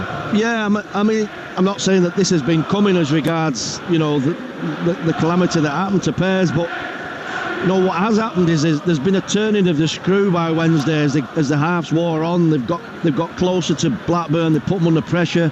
They're not given a minute. They've pressed them brilliantly. When they've got it, they've connected passes better. They've turned the ball down the sides. They've ran after it, and it's been an absolute nightmare for Blackburn this half. Idrissa Gana Gueye has scored for Everton, who lead against Forest. Here's Volks, 25 yards out from the edge of the penalty area. Now a chance maybe for Schmodix to run down this left-hand side, but across comes Palmer at breakneck speed. He's carried on running halfway down the tunnel, I think, Palmer. He was going so quick to cut off Sammy Schmodix, and it's a throw to Blackburn Rovers. Yeah, they're really aware of Schmodix. You just can't leave him alone. I mean, he's got a big task now on his hands. Gallagher is fouled by Palmer, and it's a free kick for Blackburn Rovers midway inside the Sheffield Wednesday half. There's chaos in this game now. I know Sheffield Wednesday's towers are up, but at 3-1, do they just need to calm it down a little? Yeah, I think so. I mean, what they don't want to do is give the referee a chance to send any of them off, because he's just starting to brandishing cards. There's a little bit of niggle in it now as well, because obviously, Blackburn feel that they're not out of it, but they've got a lot to do to get back in it. So they just need to keep the cool Wednesday. Britton swings this one towards the far post, headed away well that time by Famewu. And then there's a problem, I think, on that far side. Is it Rankin Costello that's gone down, but it's back with Pears, as you can tell, at the edge of his penalty area. Every time the ball comes near him now. Here's Dolan, and I mean the simplest of tasks for Tyrese Dolan on this near side, and he's just run the ball out of play. Yeah, it's going all wrong for Blackburn. There's just no confidence. It's like the confidence has been drained out of him since that era. And you can't legislate for that. I mean, I feel a little bit for Pears, but for Sheffield Wednesday's point of view, what a massive bonus. And prior to today, only 4 teams had conceded more goals at home this season than Blackburn Rovers. They were on 31. They've now conceded 34. And they don't really do long runs of not winning at home. It was 5 games prior to today. It could become 6. And the longest in recent times was 7. You see, what's happening all, Adam, now is that they've just lost the cool a little bit, Blackburn. A couple of times now they've just knocked balls forward. But when they got the ball down and passed it and played through Wednesday first half, they've got to get that composure back and start getting the ball down and playing again. It's a day to forget for Ainsley Pears.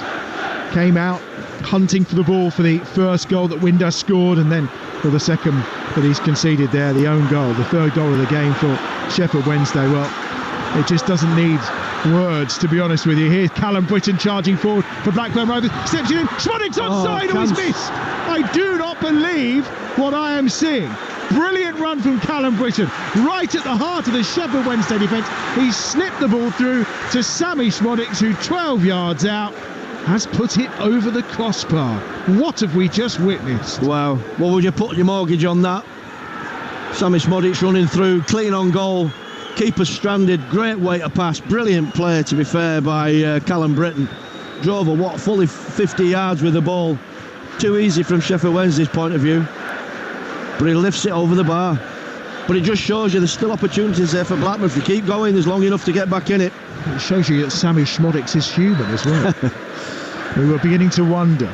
Already scored in this game, his 25th championship goal of the season, his 31st in all competitions. Got rewarded for his form as well with a call-up for the Republic of Ireland at the age of 28.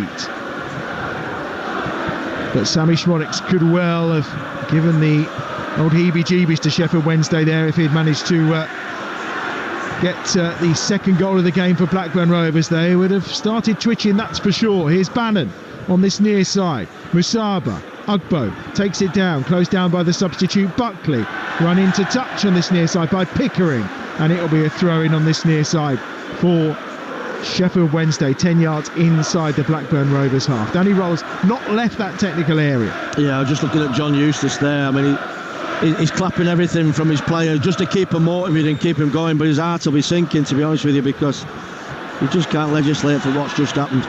Dylan Markande is coming on. That's a lovely kick ball over the top from Windass. Musaba inside the penalty area. Not the best of first touches. He resurrects himself, and Pears makes a really good save, because the second attempt Musaba got a shot on target and Pears was able to palm it away.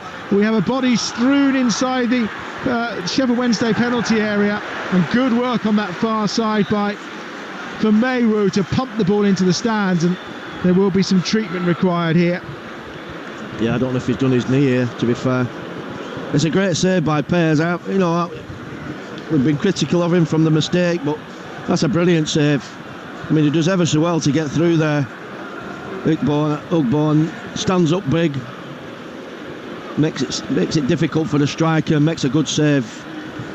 Well, Scott Wharton is the player that's down. As we know and have mentioned, he has come off the last 2 games at half-time due to back spasms. Yeah, this doesn't look good. Yeah, he does look in discomfort. I mean, the one thing we can say about this game, we are going to have a serious amount of added time at the end of this game. So whatever the scoreline is, there could well be some late drama here. You're listening to Blackburn against Sheffield Wednesday in the EFL Championship, live on Talksport 2 with McDonald's. Order McDelivery on the McDonald's app and get tasty rewards points. 18 plus, terms and conditions apply.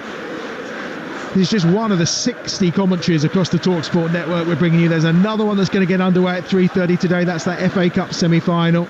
There's a change being made down below, and it's going to be Dylan Markande is the player that's coming on. But I think for a moment Blackburn are just going to wait, and it might be a second change they need to make for whatever is the problem with Scott Wharton away to our right-hand side. White and Jordan and Graham Souness are with you tomorrow morning on Talksport from 10 o'clock. Don't miss that. Ahead of more live football tomorrow night. Middlesbrough against Leeds from the Championship. Huge. If Leeds were to lose and then Leicester beat Southampton, also live on Talksport 2 on Tuesday night, the gap between Leicester and Leeds would be so big that it couldn't be closed, and that would see Leicester into one of those top 2 spots. Here's a change then. It's going to be a change involving Scott Wharton, as we thought. He has hurt his left knee here, being helped off, and Dylan Markande is the player that's coming on. And Markande, who has been in the team recently, scored on the opening day of the season against West Bromwich Albion, hasn't scored a championship goal since. Signed from Spurs back in 2022. 14th time he's appeared from the bench for Blackburn this season, so there'll be a little reshuffle here and a switch to a flat back 4 as they try and get themselves back in the game. They trail here by 3-1, Blackburn Rovers. An identical scoreline to when these sides met in December at Hillsborough. Just watching the action unfold, Will Vokes has been absolutely outstanding today for Sheffield Wednesday. Uncompromising, simple things well, but he's been in there on his own physically to try and combat Blackburn Rovers out of possession, and he's covered absolutely every blade of grass. It's been outstanding. Quarter of an hour to go, plus probably I would say about 10 minutes to be added on at the end of this game, so I'd say at least 25 minutes of playing time remain. Blackburn Rovers can still get back in this game. Blackburn 1, Sheffield Wednesday 3. I think the next goal's massive, isn't it? I think if Blackburn get it, you might just see Wednesday wobble, but I think if Wednesday get it, they're probably out of sight at 4-1. Pickering into the feet of Gallagher. Big and strong Sam Gallagher as ever. Got the better of Iorfa there. Here's Dolan on this near side.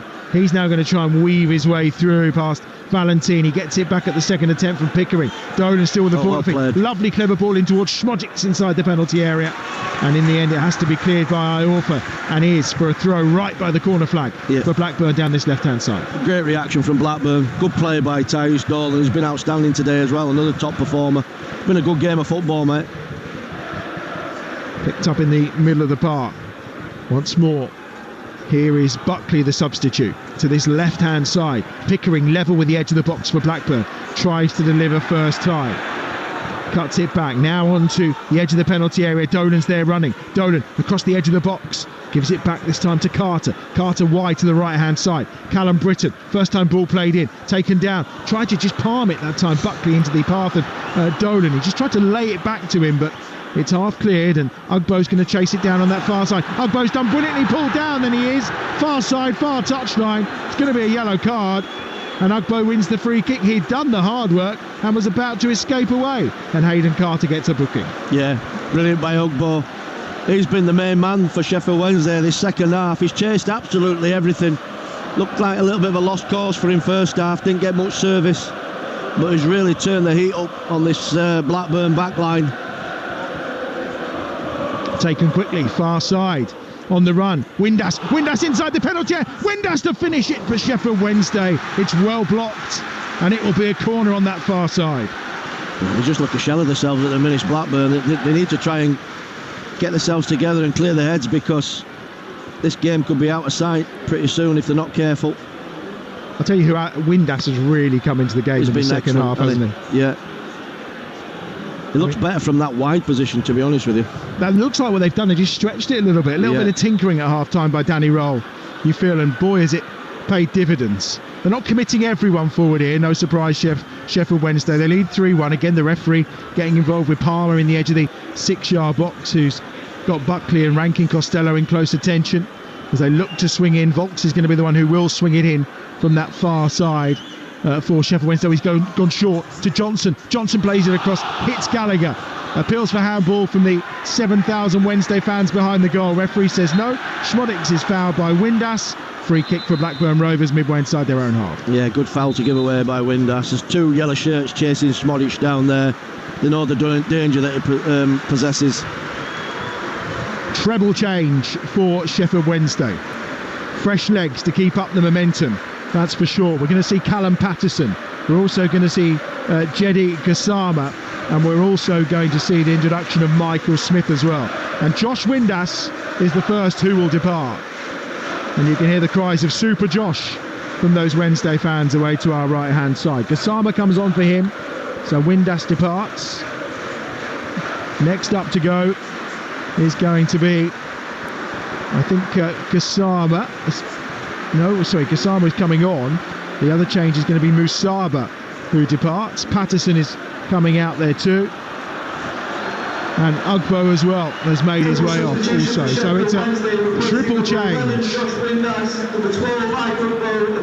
here's the free kick for Blackburn Rovers. It looks like it's going to be Smith's going to go up top, and then Gassama will be supported alongside Callum Patterson, who, as we know, can play absolutely anywhere. Callum Patterson, but he's on for Sheffield Wednesday. Grey hair now, Patterson. And a few players out there with a traditional old pair of black boots on as well. I know he's got a bit of purple on them too. Just thought for a moment we'd found a lovely pair of all black, but not on this occasion. Here's Buckley inside the centre circle. Into the last 10 minutes. You're listening to Talksport 2. Blackburn Rovers 1. Sheffield Wednesday 3. It's your home of the EFL. Reminder, the conclusion to League One coming next Saturday lunchtime. The Championship concludes in the next 2 weeks, of course. Plenty of live commentaries from the Championship coming up. Borough Leeds tomorrow. Leicester Saints Tuesday. Friday, it's Queen's Park Rangers against Leeds. All of these on Talksport 2, by the way. If you haven't got the app, download it now. Hull against Ipswich on Saturday, and Preston against Leicester as well, a week on Monday. And then, of course, the fun of the playoffs get underway. Gassama inside the penalty area. Good header back, and it needed to be a good header back on that occasion from Hayden Carter. Gassama and him were in a foot race. Yeah, that's brilliant defending by Carter, because he's in there as Sabas. Pace takes it past everybody. Brilliant defending. Now wide on this left-hand side. It's Pickering on halfway for Blackburn Rovers, who seem to have sorted themselves out. They seem a little more suited now to this shape when chasing this game, but yet to create anything. Although Markande's drifting here on that far side. He's done brilliantly with his first touch. He got himself the other side of Johnson, and it needed some intervention from Meru to put it behind, and it will be a corner on that far side for Blackburn Rovers. Yeah, what a pass as well to find him. It's a great diagonal pass, and he's looking for it. That's the thing. They've got to throw everything at Sheffield Wednesday now. Blackburn, they've got to try and fashion a goal, the next goal. If they can get it, then we're in for an interesting final few minutes. Well, that miss from Sammy Schmodix, how costly could that prove to be? Here's the corner for Blackburn Rovers from that far side. Left footed being swung over towards the edge of the 6-yard box. It's headed goalwards, and it has to be tipped over the crossbar. It was high and with the header, and it's Beadle who puts it behind, and it'll be another corner on this near side. It didn't look convincing there, Beadle, to be honest with you. I mean, that's dropping over the bar, his judgment. Schmodix short to Dolan, out to Buckley on his right foot. Buckley swings it in towards the back post, and Beadle, this time by command of Neil Redfearn, gathers at the edge of the 6-yard box. Yeah, I mean, that's brilliant for your back line. When your keeper comes and does that, just plucks the ball out of the air in the 6-yard box. It just takes all the pressure off Sheffield Wednesday. They amble up the pitch, they get inside Blackburn shape, and they go and fight for the second phase. 3-1 up, they don't need to play any differently. 8 minutes plus added time, of which there'll be a fair chunk to play. You're listening to Talksport 2. We've got rugby coming up live for you later on this afternoon. Little back heel from Gassama, trying to be Michael Smith inside the penalty area. Can't get there, and it's good defending on this near touchline from Callum Britton, the right back, who's over in the left back position to get that away. Bannon flicks it on. Gassama down this right hand side, lifts it over the top, just tries to get beyond Hyam, can't do it. Patterson does well though, keeps it alive, follows it across the box. Smith's there to turn it goalwards, but he turns it wide and spiralling away from Pear's right hand upright, and it will be a goal kick. Do you know what, Adam? Danny Roll, to be fair, the 3 subs have had the desired effect. He's changed the front 3, and they've absolutely put everything into this, where they're putting Blackburn under pressure. They're playing with energy, they're getting about them, they're putting them under pressure. Even Big Smith's running about. Gallagher gets it down this left hand side to Pickering. Pickering clips it for Gallagher to try and run onto. Header away by Palmer, just did what he needed to do. Clever by Arthur, who just steps inside the challenge from Schmodix and then gets the help of Valentine and does well. Now here's Volks on halfway, gets it in towards Patterson, who tries to drive through the attentions of Dom Hyam, but it's out of play again for a throw on this near side for Sheffield Wednesday, probably about 15 yards inside the Blackburn Rovers half. Yeah, I mean you've got to give praise to Danny Roll here. I mean he's used his subs brilliantly, to be honest with you. He's managed this game. I mean you can't credit the third goal. It's a mistake by Pears, but his game planning all the way through as Wednesday's took the lead and got themselves in front has been brilliant.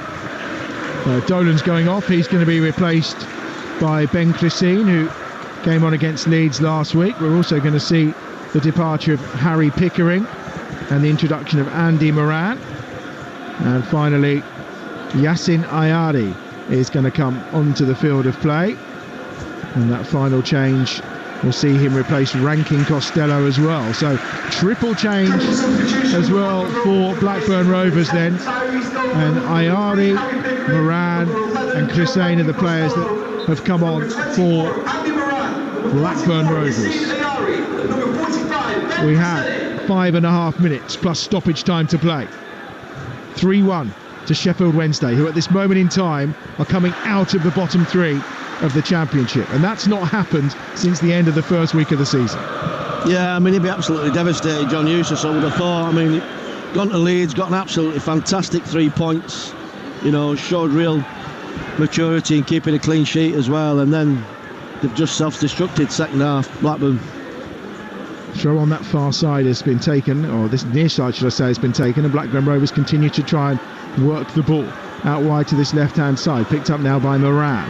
Moran down this left hand touchline on loan from Brighton. He's only 20 years of age. He's got a couple of goals against Cardiff in the League Cup, did Moran. He's had a bit of an impact but had some injury issues. He's just helped the ball on there to Schmodix but couldn't find him, and Palmer will just find Gassama on that far side, but good header down by Carter. Here's Callum Britton. Britton driving forward. Hussein down this left hand side, on for Pickering, onto his left foot, gets it in short to Moran again. Moran being tracked all the way by Valentine. Now in field it goes, and tried to be drilled forward on that occasion by Ayari. And Blackburn now just camped inside the Sheffield Wednesday half. Yeah, just looking at Wednesday now. 5 at the back, 4 across midfield, 1 up top. Don't need to go anywhere.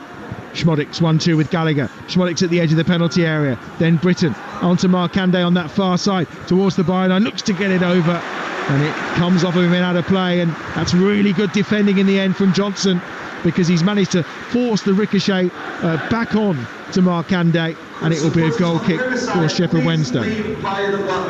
Yeah, these moments are being celebrated by all the team as well. You can see it, the little wins, when players get across and win a tackle. Massive for the team. They know the magnitude of it if they can get the 3 points here, Sheffield Wednesday. Half time in the Premier League, it's still Everton 1, Forest 0. Huge game at the bottom, of course, from the two teams who've had points deducted throughout this season, of course. The Championship table at the moment has Sheffield Wednesday above Birmingham City and Huddersfield in 21st place, and boy, will that look sweet to the Owls supporters tonight if it stays like that. They've only got 3 minutes plus added time to try and see this game out. They lead 3-1. Gifted certainly won, partially a second goal from Pears as well, so you can blame him for 2 of them today. He'll certainly be on Danny Roll's Christmas card list, I'm sure. Away by Beadle, up towards Patterson, who wins the header on halfway, then in the centre circle challenges Buckley, and he's penalised for it by referee Smith, and it will be a free kick for Blackburn Rovers. But it's that type of thing, though, lad. You know, he's flicked the ball on himself, he's chased it down, he's won the tackle, he's given a free kick away, but they're at it, the front three. Missed from December through to April did good old Callum Patterson, through injury, still only 29 years of age. I'm guessing at this level, someone who can play in so many different positions is incredibly useful, particularly at this stage of the season when the fight is on, and boy has he got some fight in him. 2 minutes plus time to be added on. You're listening to Talksport 2. Blackburn Rovers 1, Sheffield Wednesday 3. It's just Blackburn fans starting to make their way out now. I think they're resigning themselves to the fact that they're not going to get anything out of this today. We have started to depart. Another home defeat incoming for Blackburn Rovers as they try and play it down that right hand side, and again Johnson, the scorer of the second goal for Sheffield Wednesday, will just let the ball run out of play, and it will be a goal kick to Wednesday away to our left hand side. So West Brom at home is next up for Danny Roll's side next weekend. Then they conclude away at Sunderland on the final Saturday of the Championship season, of course. That is May the 4th. Huge day that could be. So Blackburn themselves will only be 2 points ahead of Sheffield Wednesday. 19th in the table they'll sit. They've got Coventry at home here at the weekend, and then they finish away at Leicester as well. The worry for them will be they're not going to get any more than 49 points potentially, because the home form is not good. Yeah, it's not easy, that running.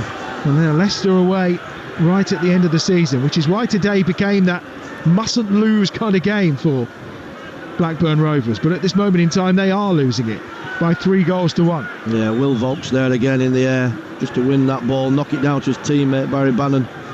Dominated in midfield second half. Vokes just clips the ball forward. Here's Moran. And again, look. Vokes is absolutely tirelessly working hard. Smith's going to try and get there, but I think the flag will go up because he was offside, and it will be a free kick for Blackburn Rovers. We await the sight of our 4th official, Jeremy Simpson, who is going to appear down below us at some point in the next 10-15 seconds or so to tell us how many minutes are added. I'm pretty sure it's going to be near double figures, so there is still plenty of time. If Blackburn could snatch a goal here, we would be in for an absolute grandstand finish. Well, I think like we were saying before though, Adam, I mean, if they can, you know, get back, even if it's a point, that point might just be enough. 11 minutes of added time. 11 minutes coming then. And you can hear the dissatisfaction from the Sheffield Wednesday supporters away to our right hand side. There was a feeling it'd be double figures. Barry Bannon is on the floor in his 400th appearance for the club, again trying to tackle players when he's laying down, and in the end I think Josh Smith has given the free kick to Blackburn Rovers. Yeah, I mean, they've got to be really diligent now with the marking. Sheffield Wednesday, don't give this Blackburn side any encouragement. We are into the 11 added minutes. Free kick for Blackburn, not quite setting the keeper up yet. Swung towards that back post, and Beadle will punch it away. He needs to get back in position, and they reset Sheffield Wednesday quickly. Schmodik's 25 yards out, plays it into the feet of Markande at the edge of the penalty area. Does well, and then he's clattered with a tackle by Iortha to win the ball back, and then Johnson will clip it up the line, and Gassama's going to chase, and he's going to work hard here, and Gassama's going to put the pressure on. And does he concede the foul in the end? Yes, he does, according to the referee. Buckley goes down. Yeah, clever boy Buckley there. Just felt the challenge, didn't he? Blackburn have it on that far side. They're being roared on by those that are still here, but there are plenty departing. And now a chance, 2-on-2 maybe. Gassama. Smith goes alongside him. He goes down under the challenge of Hyam, and Hyam's going to get himself a yellow card, and that's going to be a free kick in a central position for Sheffield Wednesday, and it's going to be about 30 yards out from goal. Yeah, it's all going wrong for Blackburn.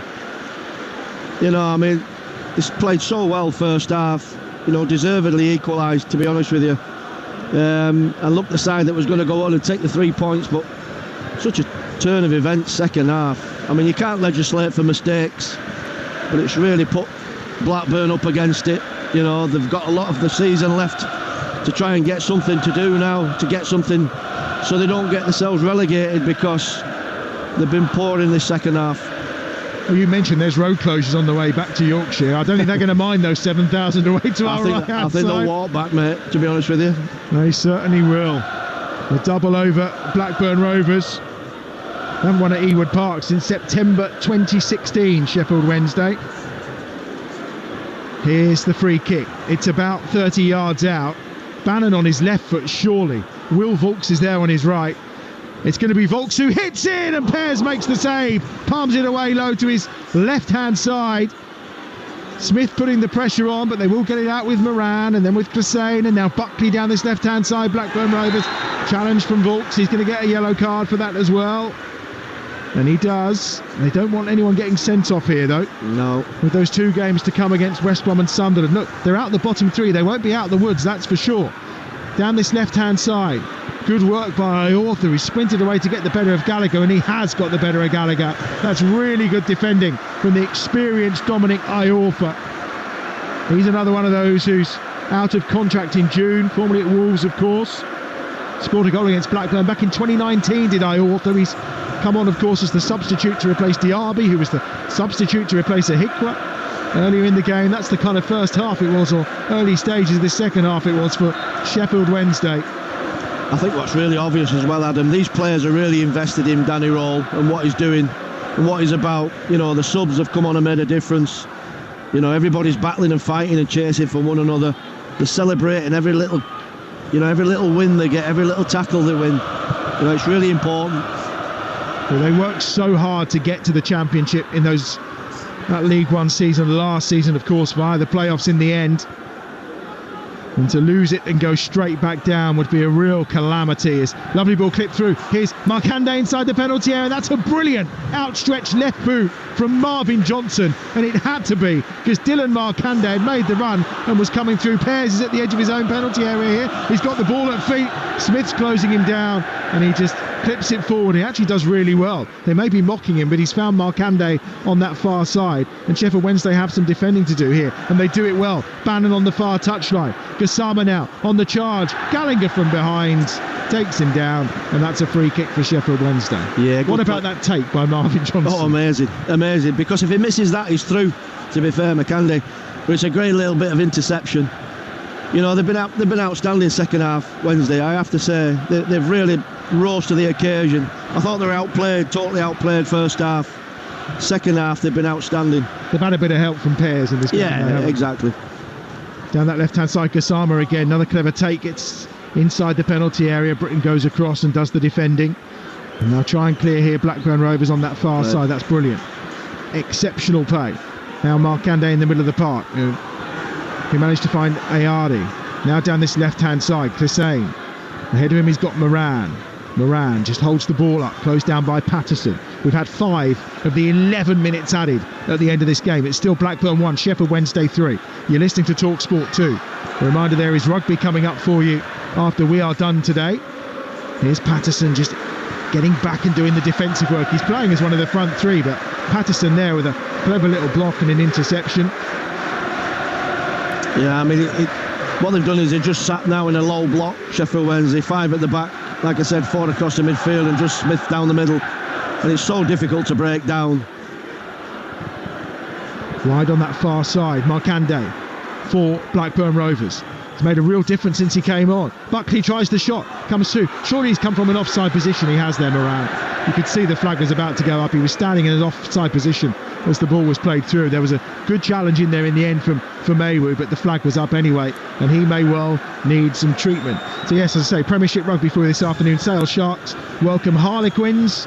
We've got that for you from 2:45 this afternoon here on Talksport 2. We may just have finished by then, because we've had 6.5 minutes of the 11 added, and now we have another injury away to our left-hand side. Well, this championship season, we call it a roller coaster. You can use any kind of descriptive words that you like. It is just astonishing. The race for the top 3, the top 2 places between those top 3 sides, and at times Southampton. The playoffs look fairly well set. West Brom, I think, have been 5th in the table for about the last 3 or 4 months.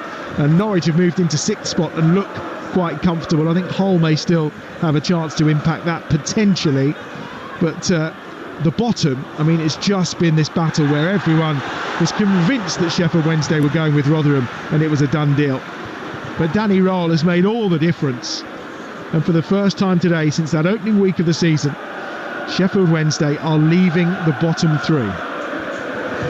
Yeah, I mean, it's only what they've deserved today, to be honest with you. I mean, I have to say they were well behind at the break, possession-wise, and you know, and impact on the game-wise. But second half, they've just rolled the sleeves up and they've steamrolled Blackburn, who's self-destructed, to be honest with you. Bannon to Smith. Smith on in the penalty area. Kasama tries to get there, but it's headed away well by Hyam. Taken down at the edge of the box. Here's Volks. Volks clips in it again. Smith's going to try and get there, but that's going to run out of play for what will be a goal kick for Blackburn away to our right-hand side. We've had almost 8 minutes of the 11 added. It remains Blackburn 1, Sheffield Wednesday 3. I mean, the key is, Neil, isn't it? It's all well and good getting out. Now you've got to stay out. That's the crux of it. Yeah. Staying out in the last 2 games. Yeah, definitely. I mean, look, there's more teams in this than what we think. You know, when we're thinking that teams are going to be clear, we thought a point today might do Blackburn Rovers. How wrong were we there? Because they've been dragged back into this at Blackburn. Well, the real crucial game really is coming next Saturday, because 2 of the bottom 3 will be playing each other. Birmingham and Huddersfield will be playing at the John Smiths next Saturday afternoon. What a crucial game that becomes. If one of those could win, they would suddenly find themselves lifted away. But at the same time, you'll have Sheffield Wednesday taking on West Bromwich Albion. The Blackburn Rovers, they'll be playing against Coventry here. What a finale it's going to be at both ends of the table. Britton down that right-hand side. Here comes Markande again. Still got the ball at feet. Brilliant. Towards the byline. Markande cuts it across to Gallagher. Important footing again by Iortha, just to take it away. Well, Markande, where have you been all game? He's been excellent since he came on as a substitute. Yeah, it's a brilliant bit of play. Dances round 2 players. Schmodix in towards Gallagher. Goes down in a heap in the box. Good header away again. This time by Famewu. And then Johnson tries to clear. And it's out of play on that far side for a throw to Sheffield Wednesday. Yeah, you just look at the edge of the box. You just look at Wednesday now, Adam. It's like siege mentality in it. You know, they've got that mental toughness. They're going to get across the line. They're not going to let Blackburn get themselves back into this. We've had 9.5 minutes of the 11 added at the end of this game. The Wednesday fans are going nowhere away to our right-hand side. None of them are departing, and who can blame them? They've only scored 12 goals away from home before today. It's up to 15 now. There's still time though, and that's hacked clear brilliantly by Palmer from the edge of his own penalty area. No finesse in that. That was just have a bit of that, and he did. And here's Buckley inside the centre circle for Blackburn. Into the feet of Sammy Schmodix. Schmodix out wide to that right-hand side. Now the ball's going to be delivered by Britton, maybe into the box. Gallagher goes in. Flying header inside the penalty area by who else than Will Volks to get it behind. And it's going to be a corner for Blackburn Rovers. Yeah, he's man of the match for me, Will Volks. He's epitomised everything that's been good about Sheffield Wednesday this second half. Rolled his sleeves up, never say die. Won every tackle, won every header. Passed forward, played forward. Brilliant. Here's the corner on that right-hand side for Blackburn Rovers to the edge of the 6-yard box. Good header away. Important header away that time by Smith, who was back doing the defending. Gassama's there. Schmodix wants the free kick, not coming from referee Smith. And Wednesday will have the throw on this right-hand side. We are ticking around the 11th minute. Has 5 or so seconds left. 11 added on at the end of this game. Surely Josh Smith is only moments away from blowing his whistle and signalling that Sheffield Wednesday are out of the bottom 3 of the Championship at last. Here's the throw down the right-hand side.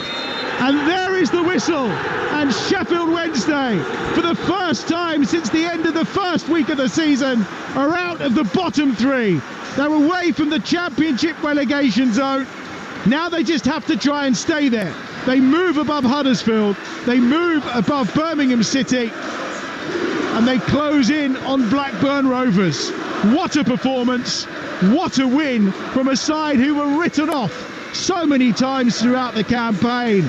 But they've come to Ewood Park and they've pulled it out the fire against a side who last week were beating Leeds United at Ellen Road, something nobody else has done so far this season.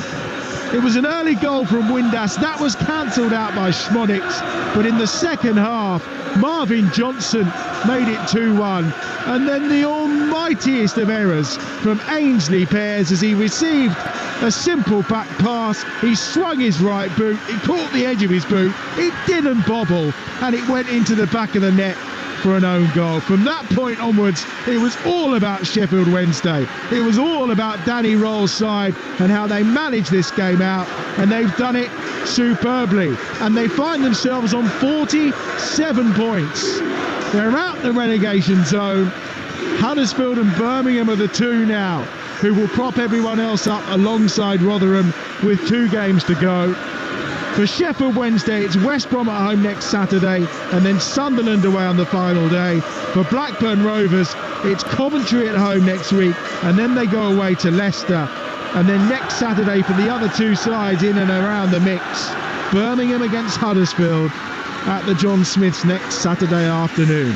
What a game of football that was, Neil Redfearn. Yeah, amazing. I mean, you've got to give Sheffield Wednesday so much credit because they looked out of it, to be honest with you. I mean, it was only 1-1 at half time and everything to play for both sides, but Blackburn had dominated that half possession wise and looked the better of the 2 sides. But it just shows you, if you've got that application, that desire to get over the line, and they showed that in abundance today, Sheffield Wednesday. Absolutely fantastic result for them. Makes this championship season look even more interesting now for the last 2 or 3 games are running, because you know there's quite a few sides capable of getting something from both ends of the table. Blackburn were the better team in that first half by far, weren't they, Neil? And we said that.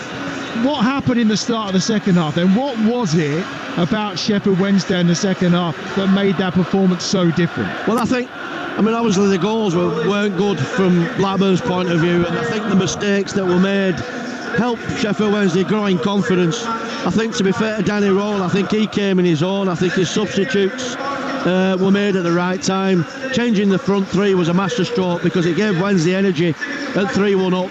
And they just were relentless, and they just had a grip on the game, a vice-like grip they just weren't going to let go. As I said, the challenge is finally getting yourself out of there, the boost of confidence that must give you, the relief that must bring. But now it's about staying out, isn't it? West Bromwich Albion at home next weekend. I mean, they battered Leicester yesterday and still lost 2-1. They obviously need points to secure that playoff place. That game, just the magnitude of it just grows again, doesn't it? Yeah, and that's the beauty of the championship. You know, there's something to play for a lot of teams now at both ends of the table. Like you say, you know, obviously West Brom, they're trying to get in there, you know, to that playoff place, that final playoff place, and Sheffield Wednesday trying to get the points to stay up. And the good thing about this from Sheffield Wednesday's point of view, they've been in there all season trying to get out, and they've been winning games, had a little bit of a dip, gone into a bit of a poor run of form, and now this result today is massive, and this could be the difference between them staying up and not. That's 6 games in a row now that Blackburn haven't won at home, and their big game comes next week against Coventry here. What does John Eustace do to try and pull them up? Because yes, they go away to Leeds and perform in the manner they did, but today they're in front of their home supporters. Yeah, I mean, to be fair, first half today I thought his team turned up for him. I thought they played well, you know, went behind to a freakish goal. The goalkeeper's at fault with 2 of the goals, if not all 3, to be honest with you. But you know, I think you can't legislate for that. Second half, that's damaging, because really they've really took them to task of Sheffield Wednesday. They made it difficult for them. Yeah, they've capitalised on the mistakes, but this is a bad defeat for Blackburn at the wrong point of the season. And then in the mix of all of that, next Saturday, Birmingham play Huddersfield. Huddersfield. So again, do you conclude, and you're much wiser than me on these things, whoever loses that game, they're done and dusted, really? Well, I think heavy defeats at this point of the season, or bad defeats at this point of the season, are damaging confidence-wise. You know, Huddersfield yesterday, 4 at home, you know, it's damaging, because the players are looking at it thinking, how we're going to raise ourselves to get a win or get a point. From Blackburn's point of view, you know, their last couple of games, they're thinking, where's the next win going to come from? And only last week they were beating Leeds United 1-0 at Leeds. So, you know, they've got to try and muster that confidence again for the teams, both sets of managers, and try and get the team on the front foot and try and get the points that's needed. Redfearn, thank you for your company this afternoon. As ever, this championship just keeps on giving. It never ever disappoints. Coming up later this afternoon, 3:30 today over on Talksport, Coventry against Manchester United in the FA Cup semi-final. That's going to be live for you on Talksport, and another round of championship football for you tomorrow night right here on Talksport 2. It's exclusive. It's Middlesbrough against Leeds. That's tomorrow night from 8 o'clock. Next here on Talksport 2, we've got live Premiership rugby for you. Sale Sharks welcome Harlequins. Alfie Reynolds and Brian Redpath will be guiding you through that one shortly. But what an afternoon we've had at Ewood Park. What a day for Sheffield Wednesday. They are out the bottom three in the Championship, and they've done it in real style. Thanks for your company. Strap yourselves in for the roller coaster ride that is a relegation six-pointer at the foot of the Championship this Sunday lunchtime. Well, Pears is outside his area here. Windass with a chance to shoot. He does shoot, and it's in! And it's Josh Windass who's given Sheffield Wednesday a stunning early lead. That is absolutely out of the top drawer. What a finish. Well, here's Schmodix away down the right-hand side. Schmodix in the penalty area. Tight angle. Sammy Schmodix. Never in doubt from Sammy Schmodix, who equalises for Blackburn Rovers. Usaba right-hand edge of the box, gets it across to the back post, finish and in, and it's a brilliant goal from Johnson, and Sheffield Wednesday have pulled Blackburn Rovers apart. Oh, Pears has put in his own net. Oh my word, it's another mistake for Pears, and it's 3-1 to Sheffield Wednesday. An absolute calamitous howler, and there is the whistle, and Sheffield Wednesday, for the first time since the end of the first week of the season, are out of the bottom three.